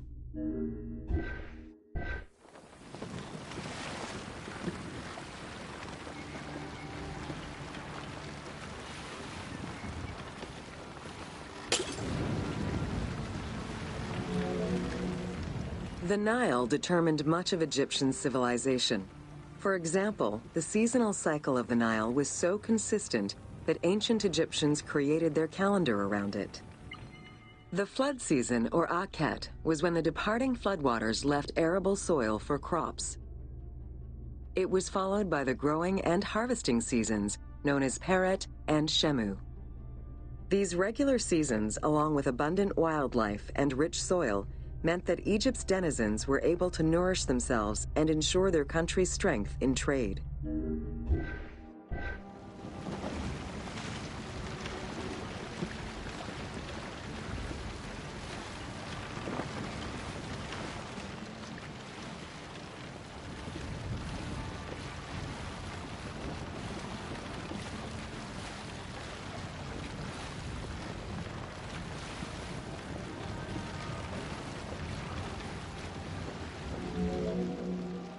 The River Nile, flowing from the south to the north, neatly traversed through both Upper and Lower Egypt.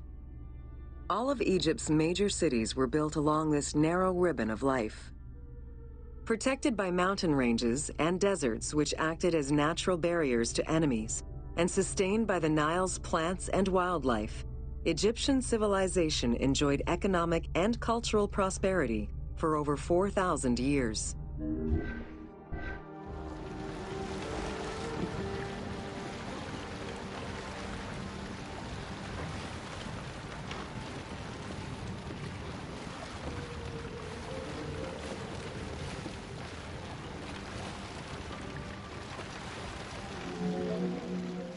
Both ancient Egyptians and ancient Greeks referred to the Nile as the river in their respective languages. Stretching a distance of over 6,700 kilometers, the Nile is one of the longest rivers in the world. It flows south to north, spanning 11 countries. The River Nile originates in the region of the Great Subequatorial Lakes, including one of the largest in the world, Lake Victoria near Tanzania.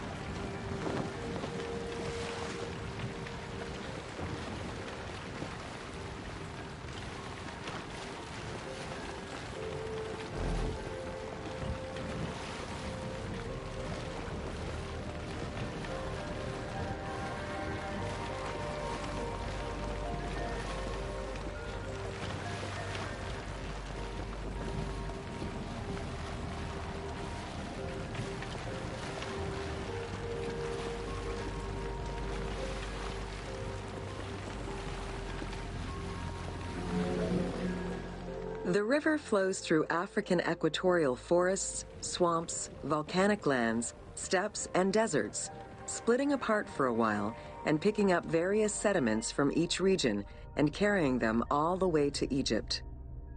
Its main artery, known as the White Nile, rejoins with the Blue Nile in Khartoum. This is where it weaves through rich deposits of silt and nutrients, carrying them along in its wake.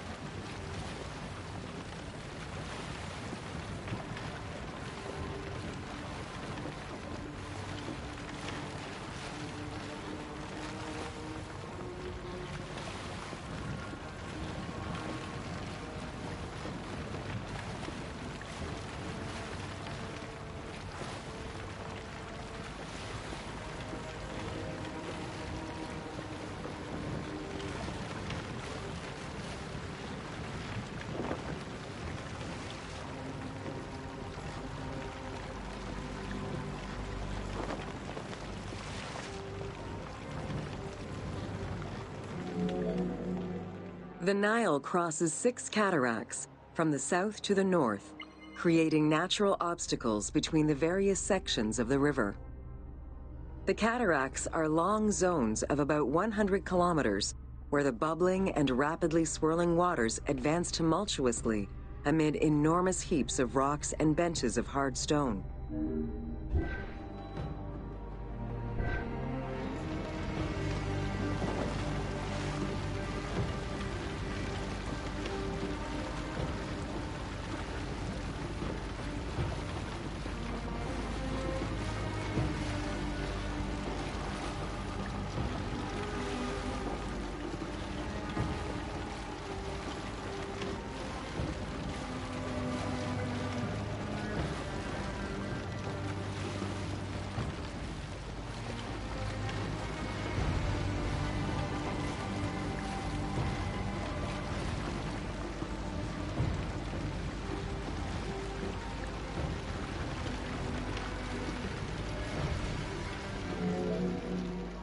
It is after crossing Nubia and the First Cataract that the river officially returns to Egypt in Aswan.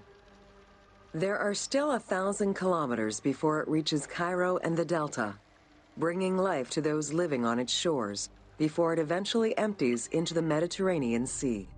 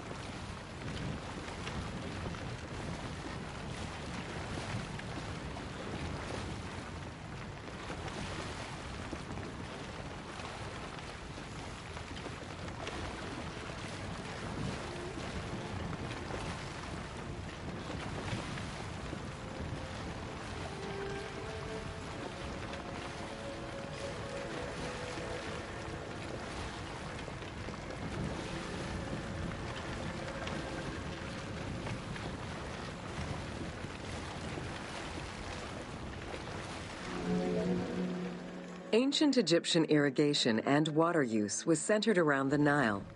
However, they also had access to streams and rivers, as well as several large lakes.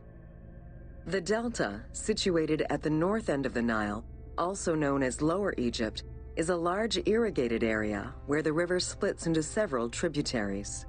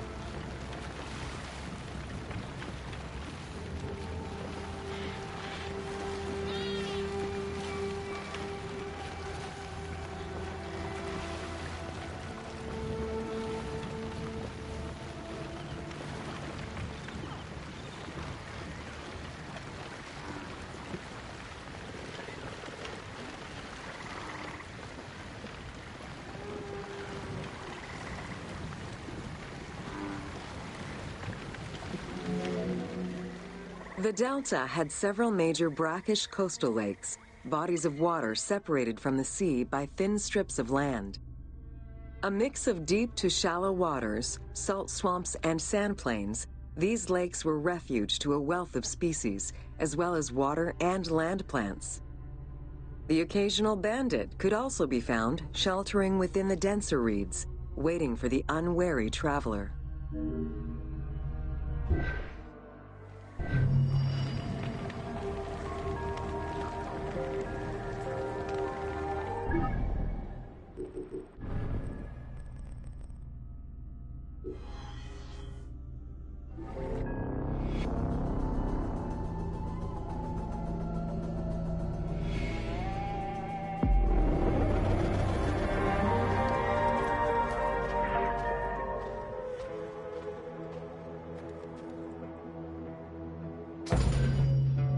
Welcome to Deserts of Egypt.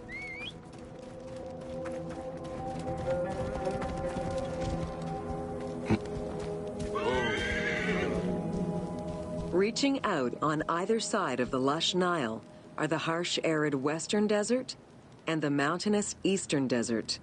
They cover nearly 94% of Egypt. Each of these parent deserts have their own microclimate and contain several smaller deserts with a distinctive fauna and flora.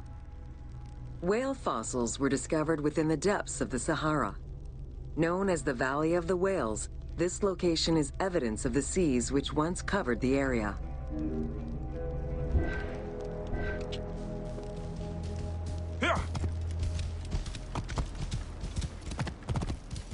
Whoa. The White Desert in the northeast of the Sahara owes its name to its white limestone soil, contrasting with the yellow sand. The wind has eroded the rocks of the White Desert into stone mushrooms. the most famous of which is referred to as the Finger of God.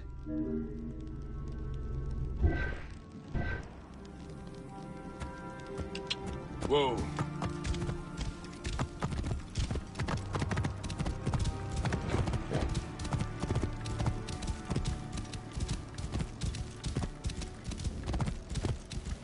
Whoa. The Great Sand Sea is a large unbroken desert that reaches out through western Egypt and eastern Libya.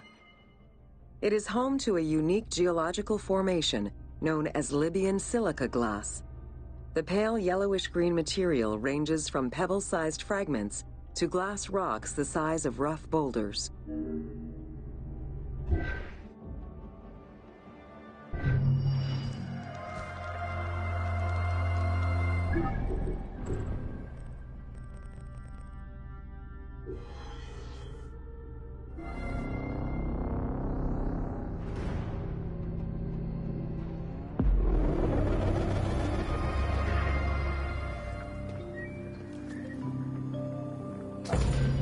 Welcome to the Katara Depression.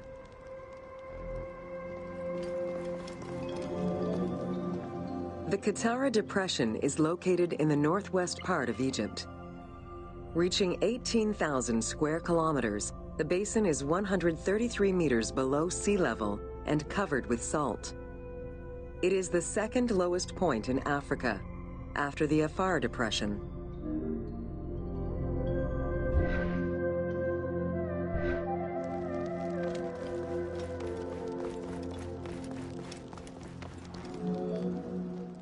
The climate is very arid, with average temperatures reaching 36 degrees Celsius. The famous Siwa Oasis is located on the protected southwestern region. Today, the Katara Depression is utilized for oil exploration.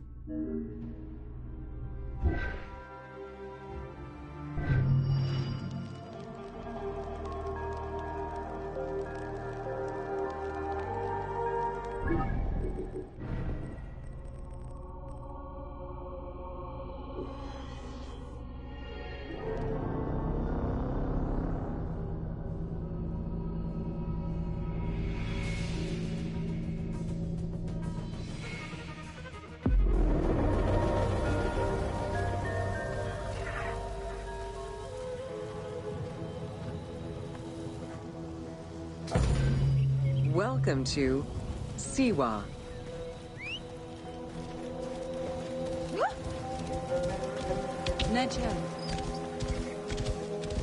Whoa. The Siwa Oasis is in the western desert of Egypt. Geographically, the Siwa Oasis is located in a depression 20 meters below sea level. Its natural springs and warm climate aided in the bountiful production of date trees. Though clearly influenced to some degree by Egyptian and African culture, the area's isolation resulted in a unique society and language.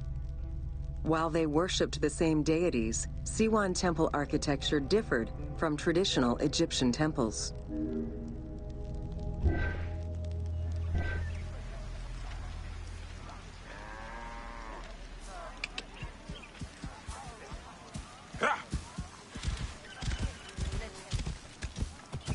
Whoa.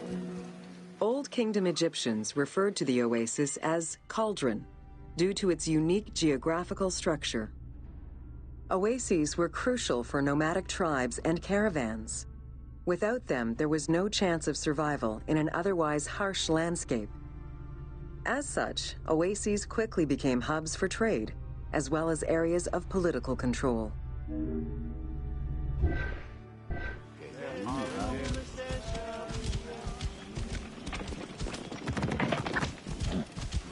Whoa.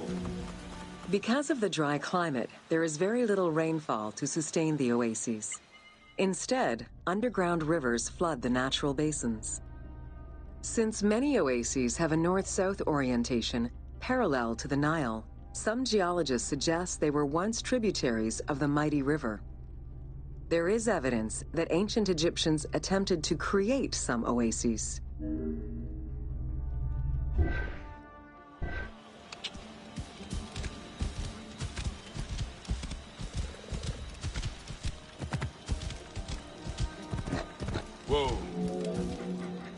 The Libyan oases are the best known, as they are geographically and culturally linked to the Nile Valley and the Delta. These western oases have a distinct geology from the other regions of Egypt.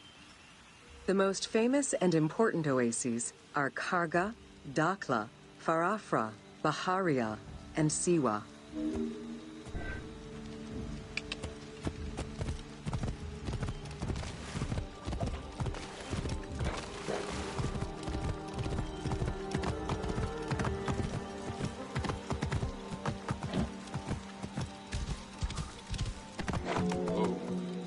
The Spring of the Sun is one of many thermal sources in Siwa, with the particularity that Cleopatra would have bathed in this one, giving it its name.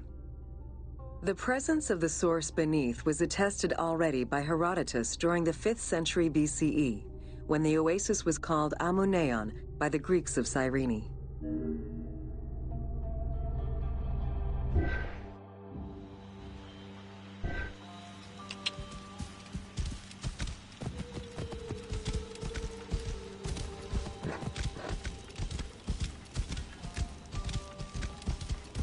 Whoa. Oracles predicted the future, delivered omens that could be more or less obscure, and offered divine guidance. The Siwan oracle was considered one of the 3 greatest of the ancient world, alongside the oracles of Delphi and Dodoni. Because of the Greek colonies in Cyrenaica, the temple associated Zeus with the worship of Ammon.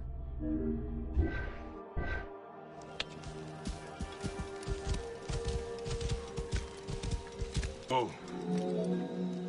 It is no wonder that Alexander the Great made the perilous journey to Siwa in order to consult the oracle, emulating the actions of mythical heroes such as Hercules and Perseus.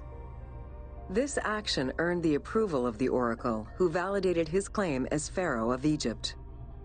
He was confirmed as the son of Ammon, conferring upon him the most legitimate claim to date of all Egypt's foreign invaders.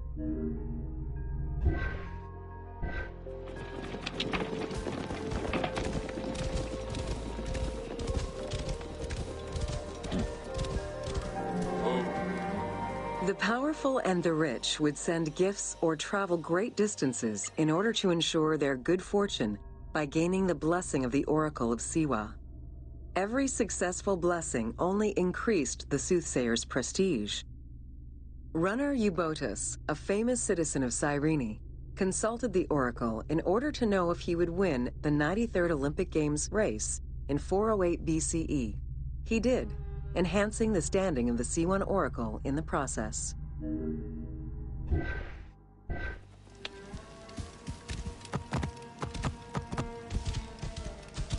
Whoa. The Temple of the Oracle of Ammon was built in the 6th century BCE by Pharaoh Amasis. In the game, its entrance is guarded by ram-headed sphinxes, the animal representing Ammon. They were inspired by similar statuary located at the British Museum. Another option would have a Greek-influenced representation of Zeus Ammon, a human-headed sphinx with horns. This representation of Zeus Ammon was very popular in Siwa.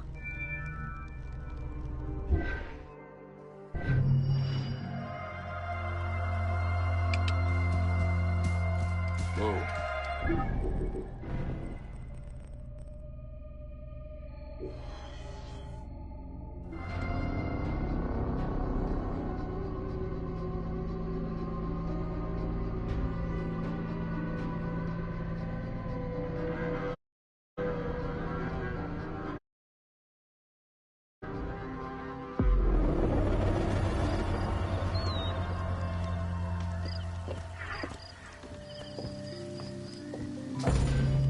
Welcome to the Fayum.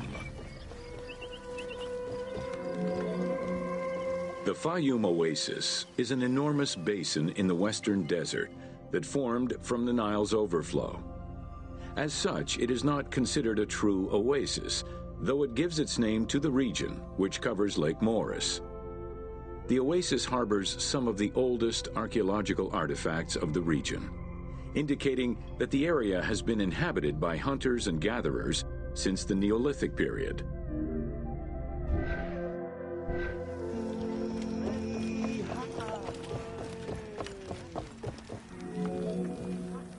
Fayum Oasis drains into Lake Moeris, which was a large freshwater lake, but at some time became a saltwater lake.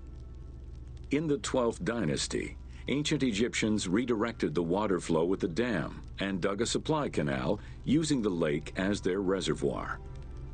Irrigation enabled them to continue growing crops of figs, grapes, and olives year-round.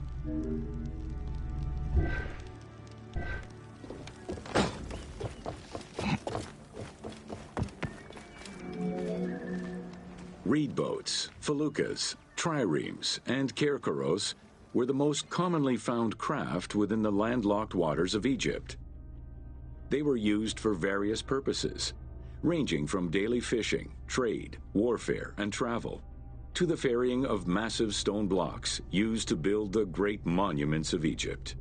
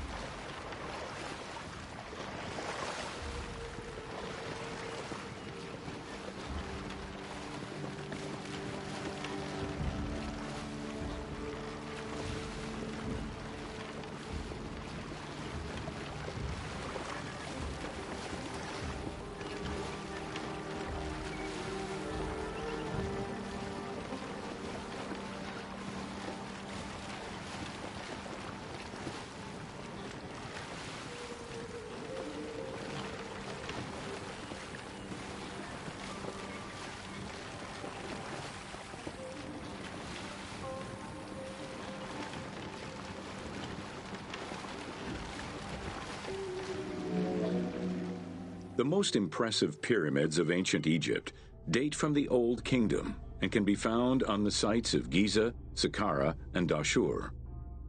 However, one particularly famous pyramid of the time is located elsewhere. During the Middle Kingdom, some pharaohs chose the Fayum as their final resting place. One such ruler was Amenemhat III. His pyramid left a mark on the imagination of antique chroniclers. They refer to it as the Labyrinth, mostly due to the vast mortuary temple complex at the foot of the pyramid. Herodotus mentioned that he had visited 12 courts and over 3,000 of its chambers.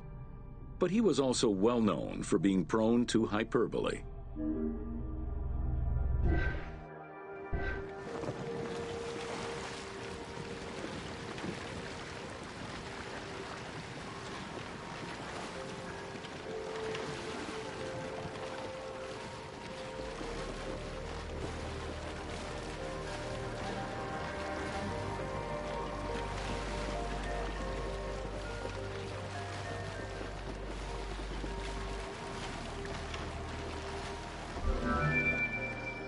Amenemhat's pyramid was built with a brick core and covered with stone slabs, designed to be impenetrable.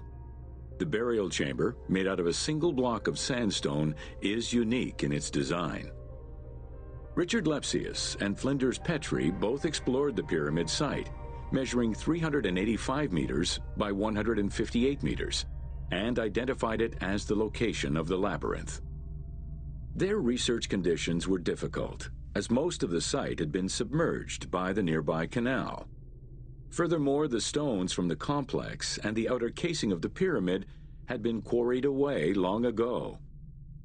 Ubisoft decided to give life back to this lost monument and the many crypts that were said to be devoted to the sacred crocodile god, Sobek.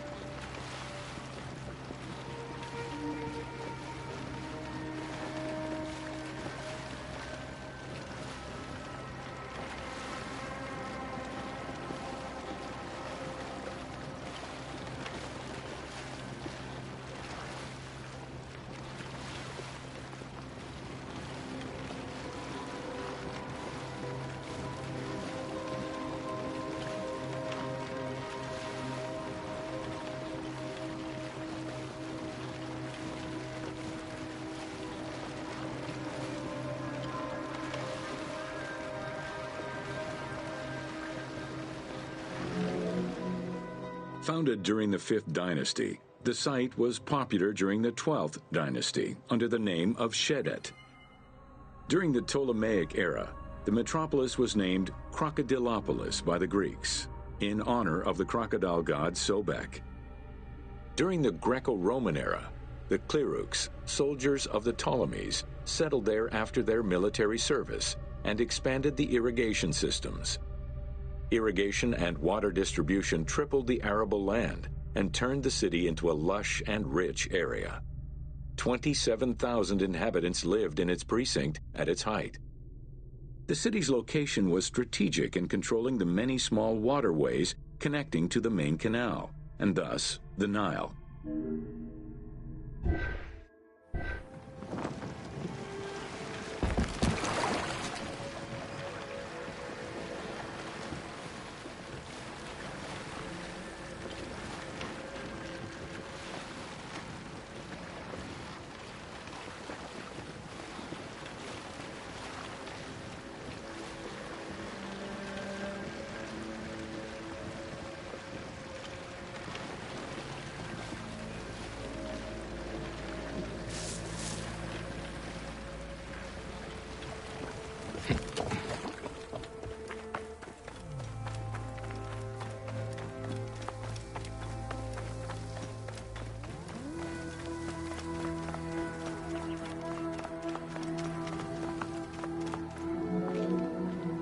The region's main cult was that of Sobek of Shedet, a divinity associated with water and fertility, both very important to an area that depended on irrigation.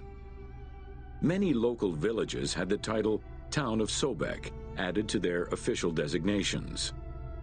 During festivals, ancient Egyptians recited hymns to Sobek, asking for his divine intervention. Greek settlers and later Romans would help the Temple of Sobek's economy to flourish by adopting the local embalming mortuary rites. Their sarcophagi were beautifully painted and adorned with amazingly realistic portraits.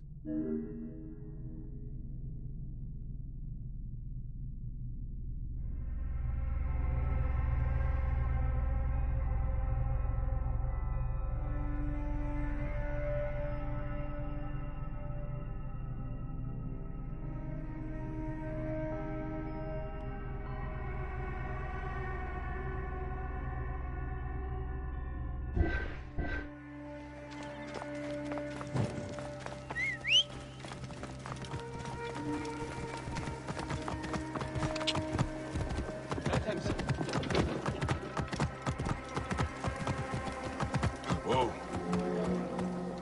Very similar to the cult of the Apis bull in Memphis, a living crocodile was worshipped within the precinct of Crocodilopolis's main temple. Known as Sobek to the Egyptians and Sukkos to the Greeks, it was reported by Strabo that priests fed it with meat, wine, and honeyed milk. They covered its body with jewels and gold. After its death, it was embalmed and placed within the crocodile's grotto, alongside thousands of other mummified crocodiles.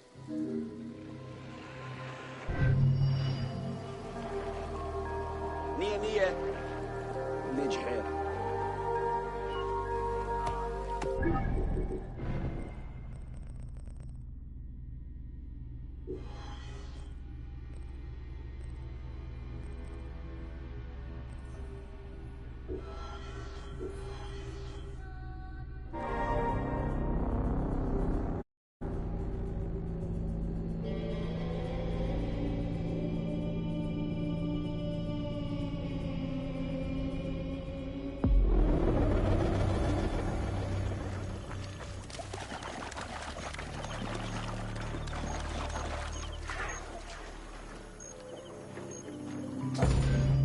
Welcome to the city of Memphis.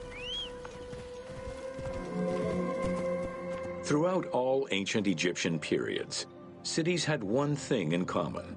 They were situated along the Nile's shores. Cities were often designated for government or for worship. Major cities had several temples dedicated to numerous gods and goddesses.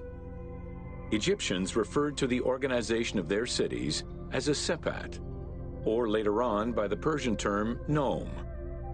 There were 20 Sepat in Lower Egypt and 22 in Upper Egypt. The capital city of ancient Egypt changed many times over the periods.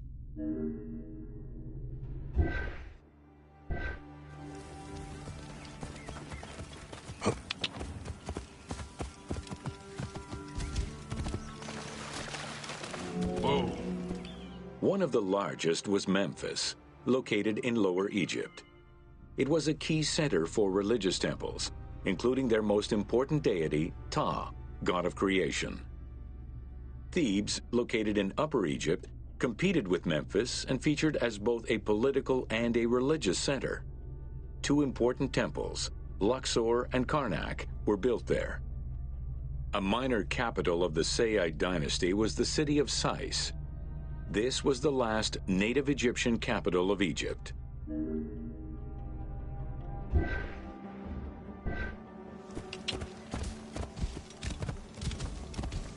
Whoa.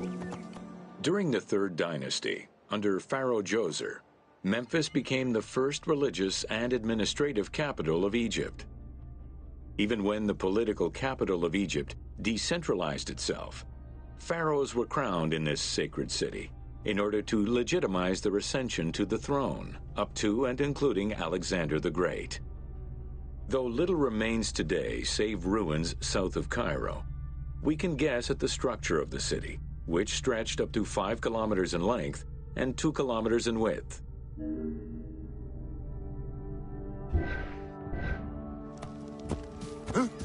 Whoa.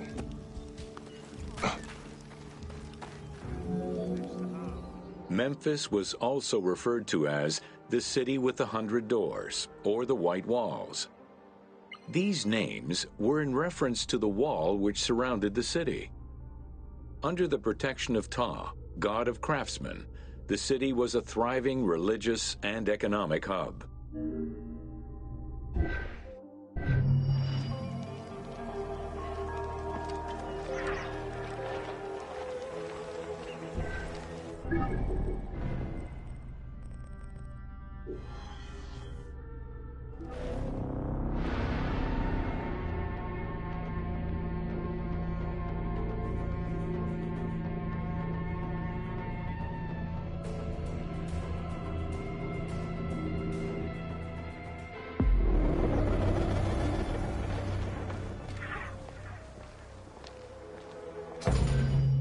Welcome to Rediscovering Egypt.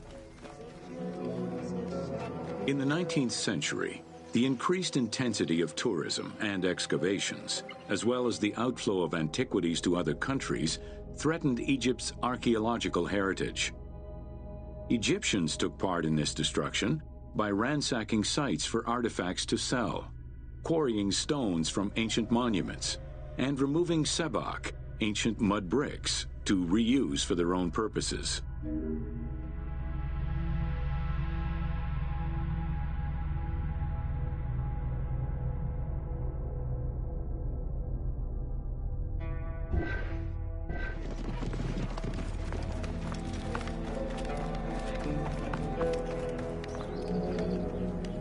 A major step in conserving Egypt's heritage was taken in 1858, when the Viceroy of Egypt created the Antiquities Service. Supported by a team of foreign scholars, Auguste Mariette exerted an iron grip on the service. He carried out his work across Egypt and into Nubia, intervening on almost every major site. Aware of the necessity of keeping unearthed artifacts in Egypt, Mariette requested a museum be created for that purpose in 1858. This museum was the ancestor of the Egyptian Museum.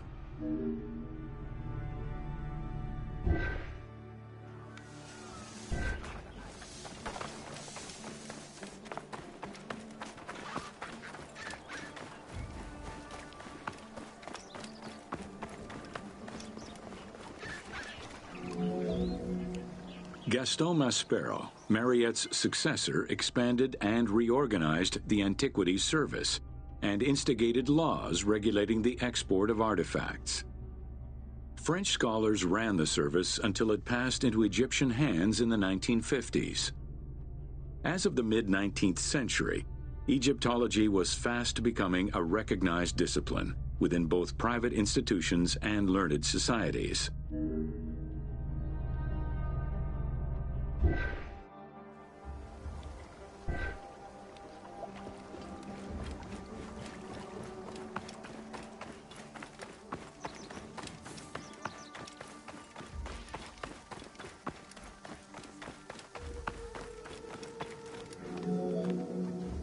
A French architect, archaeologist, and former researcher, Jean-Claude Golvin, now specializes in the artistic reconstruction of ancient cities and monuments. To date, he has created more than 800 drawings, which include 3 volumes focusing on the reconstitution of ancient Egypt. His work is exquisitely detailed and can be found in books and museums around the world.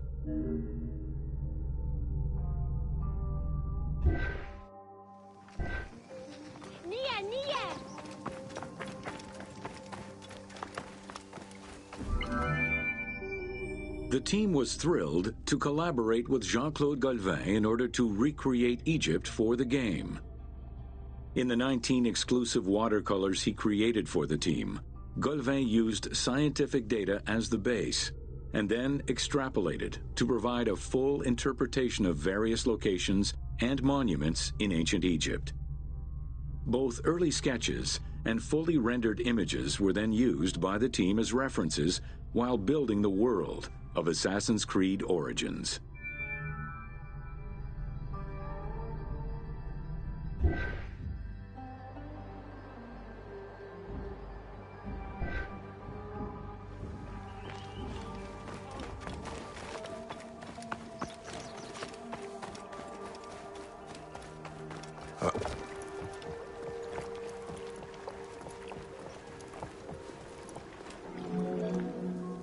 Although ancient Egypt's rich religious culture and its mortuary monuments continue to be investigated, the modern discipline of Egyptology has shifted focus.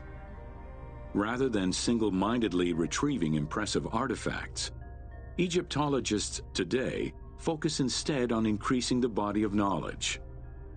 In the past, excavations took place in the field, and while that is still the case today, much of the work on Egyptology now takes place in libraries and archives.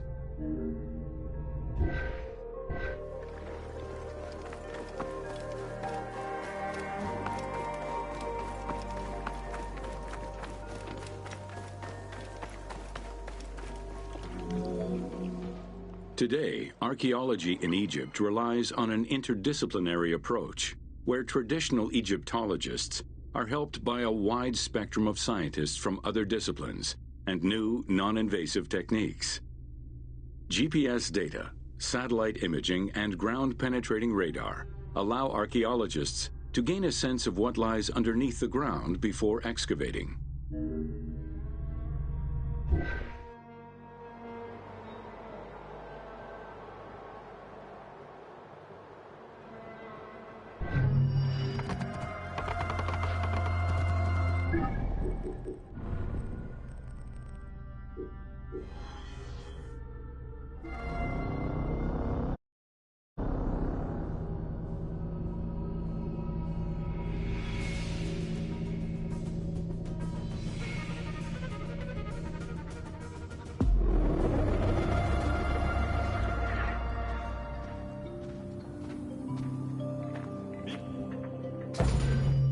Welcome to natron.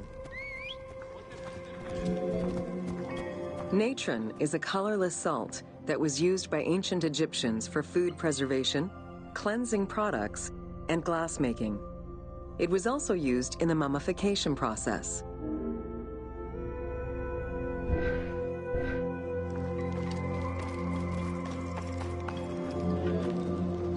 During the ceremonial embalmment ritual, the priests packed the body in natron in order to remove all of the moisture. Once the body was thoroughly desiccated, they could begin the wrapping.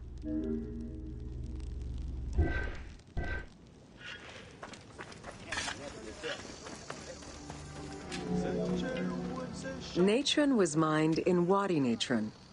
The main mining methods involved either cutting slices out of the lake bed when it was dry, or raking through mineral-saturated water to gather the mineral salts during the floods.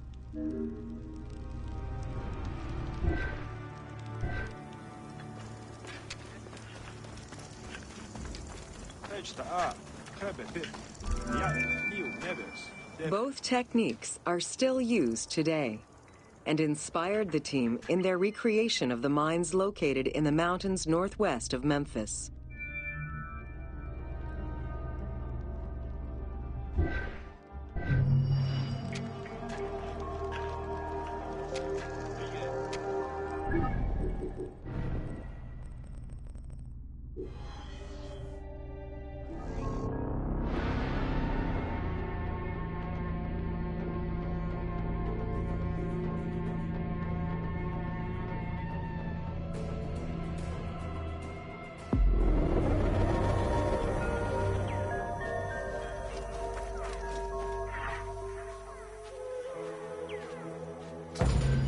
Welcome to Fauna of Ancient Egypt.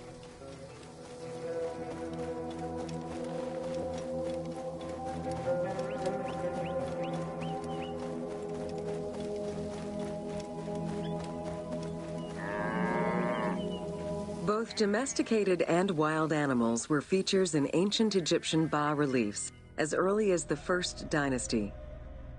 While the variety of wildlife served as a reliable food source, it also influenced both culture and mythology.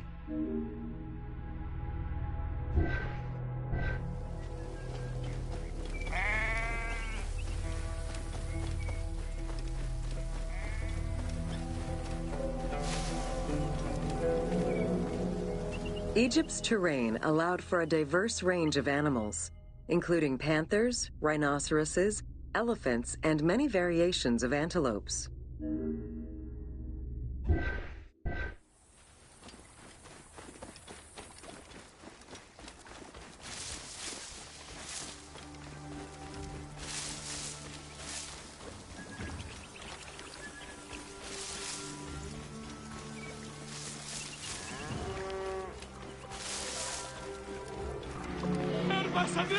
The Nile was home to many species of fish, along with hippopotami and crocodiles.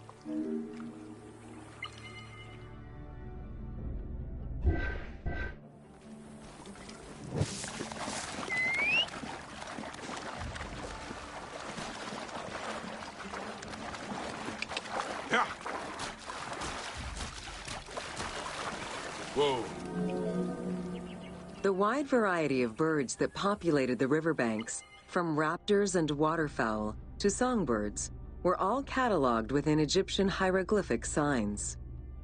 Encounters with reptiles and insects, such as cobras, scorpions, and scarabs, influenced hieroglyphs and art.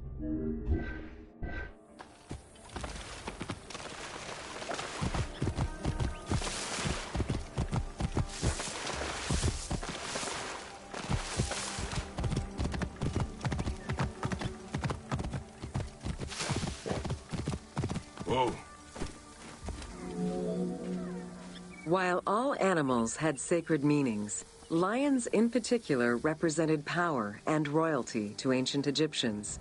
They were so prized by pharaohs that they were hunted to extinction within Egypt.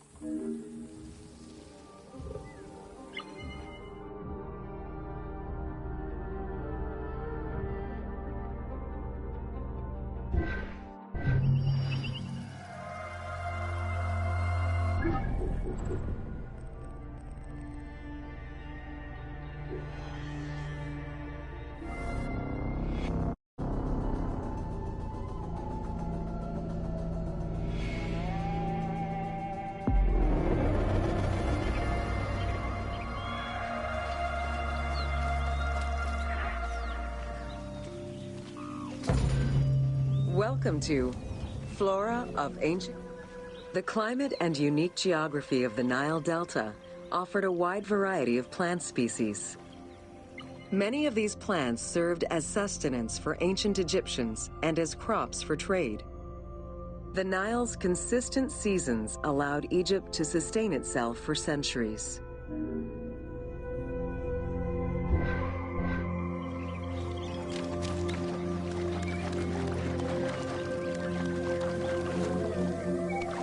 Possibly the most useful of the plants was the papyrus. This tall sedge plant grew in abundance along the water's edge of the Nile. Commonly known for its use as paper, the ancient Egyptians found many other functions for it, including rope, sandals, and mats. Papyriform boats made from the plant are seen in paintings and reliefs, and were used in ritualistic ceremonies.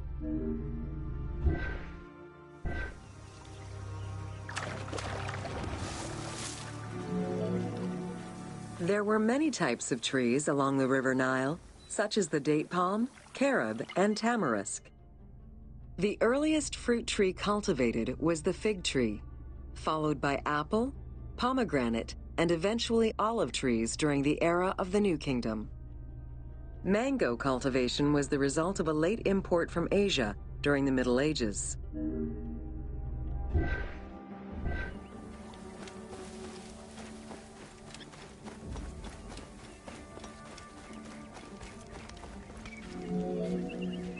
Some trees were associated with gods, such as the acacia with Horus. The divinities Thoth and Seshat were depicted inscribing the reign of the king into a Persea tree. The sycamore was connected with the goddess Iset, patron of the ritual of life.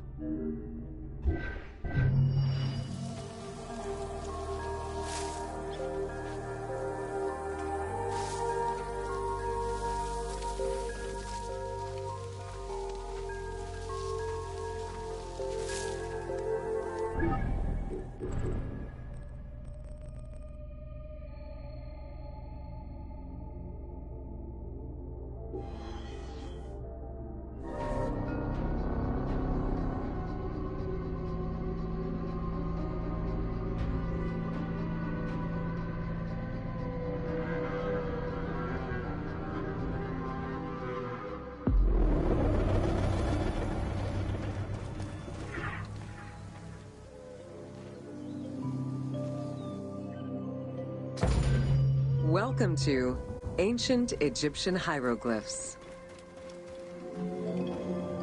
Hieroglyphics were used as sacred writing, appearing on monuments, statues, and sacred papyrus texts.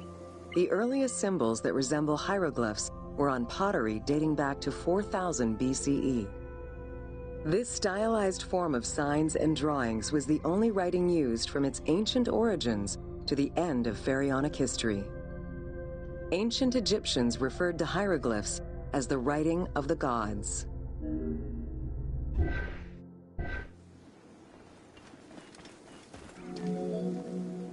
Considered a difficult language, it was intended for pharaohs, nobility, and priests, and meant to be used in ceremonies, within tombs, and for government records. Since few Egyptians were able to read the ancient hieroglyphs, the mythological aura around the language was persistent, even in their own culture.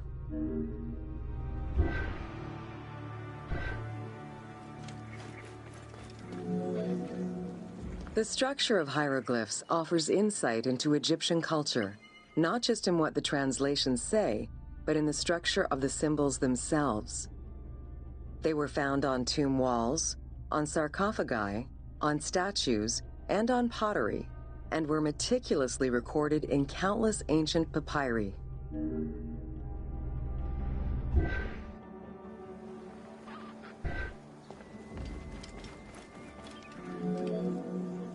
In many temples, priests would perform rituals and daily offerings. These were accompanied by hieroglyphs used as spells. In tomb paintings, the hieroglyphs are represented with formulas to recite. These spoken words were meant to be spells which would allow the deceased to benefit from the offerings for all eternity. Spells and offerings were also written for the living, to enhance medicines and cure illnesses.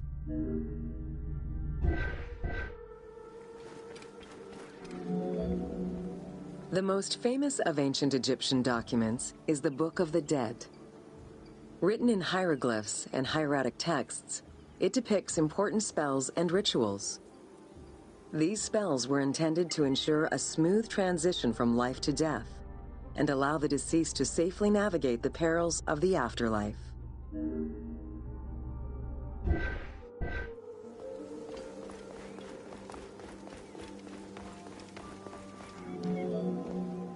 Even after it was deciphered, the reading of hieroglyphs remained difficult at times due to the many directions in which they can be read.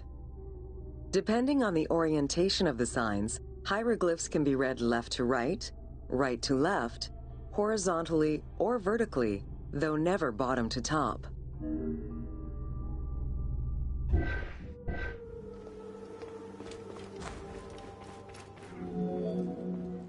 A clue on which way to read is to first notice which direction the figurative signs are facing. If a pictogram is looking to the right, then the reader is meant to start from the right and read towards the figure. Column text on a papyrus begins from the right, then goes top to bottom for each column.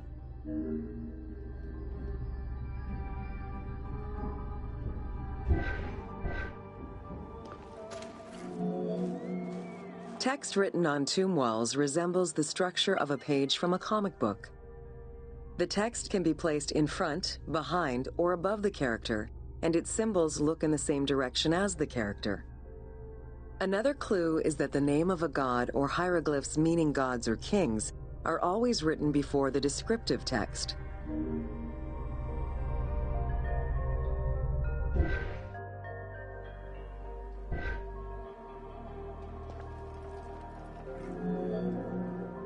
Compared to alphabetical languages, Egyptian hieroglyphs have more symbols. Confronted with the absence of vowels, the Egyptians invented a category of signs. When placed at the end of words, these signs help inform its meaning. For instance, a drawing of a lion will refer to a lion and also relate to the abstract concept of a lion as something dangerous or powerful.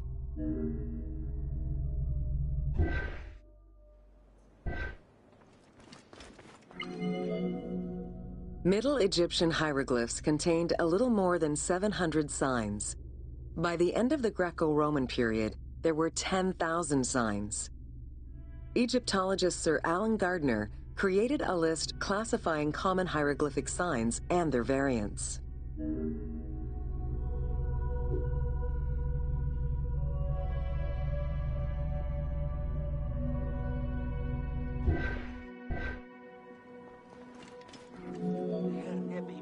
Ancient Egyptian languages have many similarities with Asian and African languages. They have evolved in similar ways to the various forms of written Egyptian. These languages belong to the Hamito-Semitic group. There were 5 clear evolutions in the Egyptian language, each with their own distinctive structure. These languages are known as Old Egyptian, Middle Egyptian, Late Egyptian, Demotic, and Coptic. Coptic is the only living language that allows linguists to define the vowel structure and to distinguish different dialects.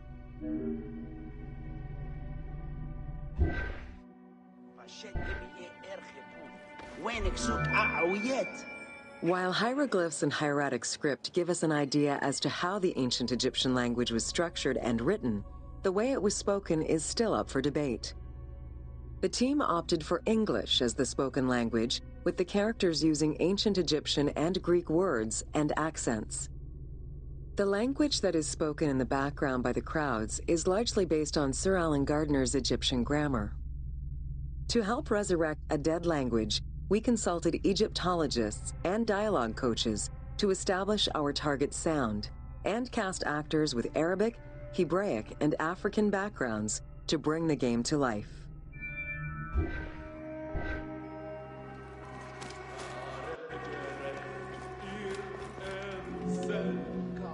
After Alexander the Great's arrival in Egypt and the establishment of his reign, Greek became the language used by the governing bodies.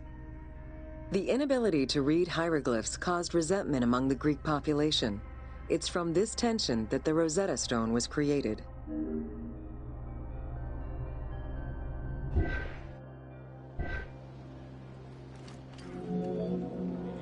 The spread of Christianity ended pharaonic culture and resulted in the destruction of its pagan monuments. This also marked the end of hieroglyphic writing and understanding.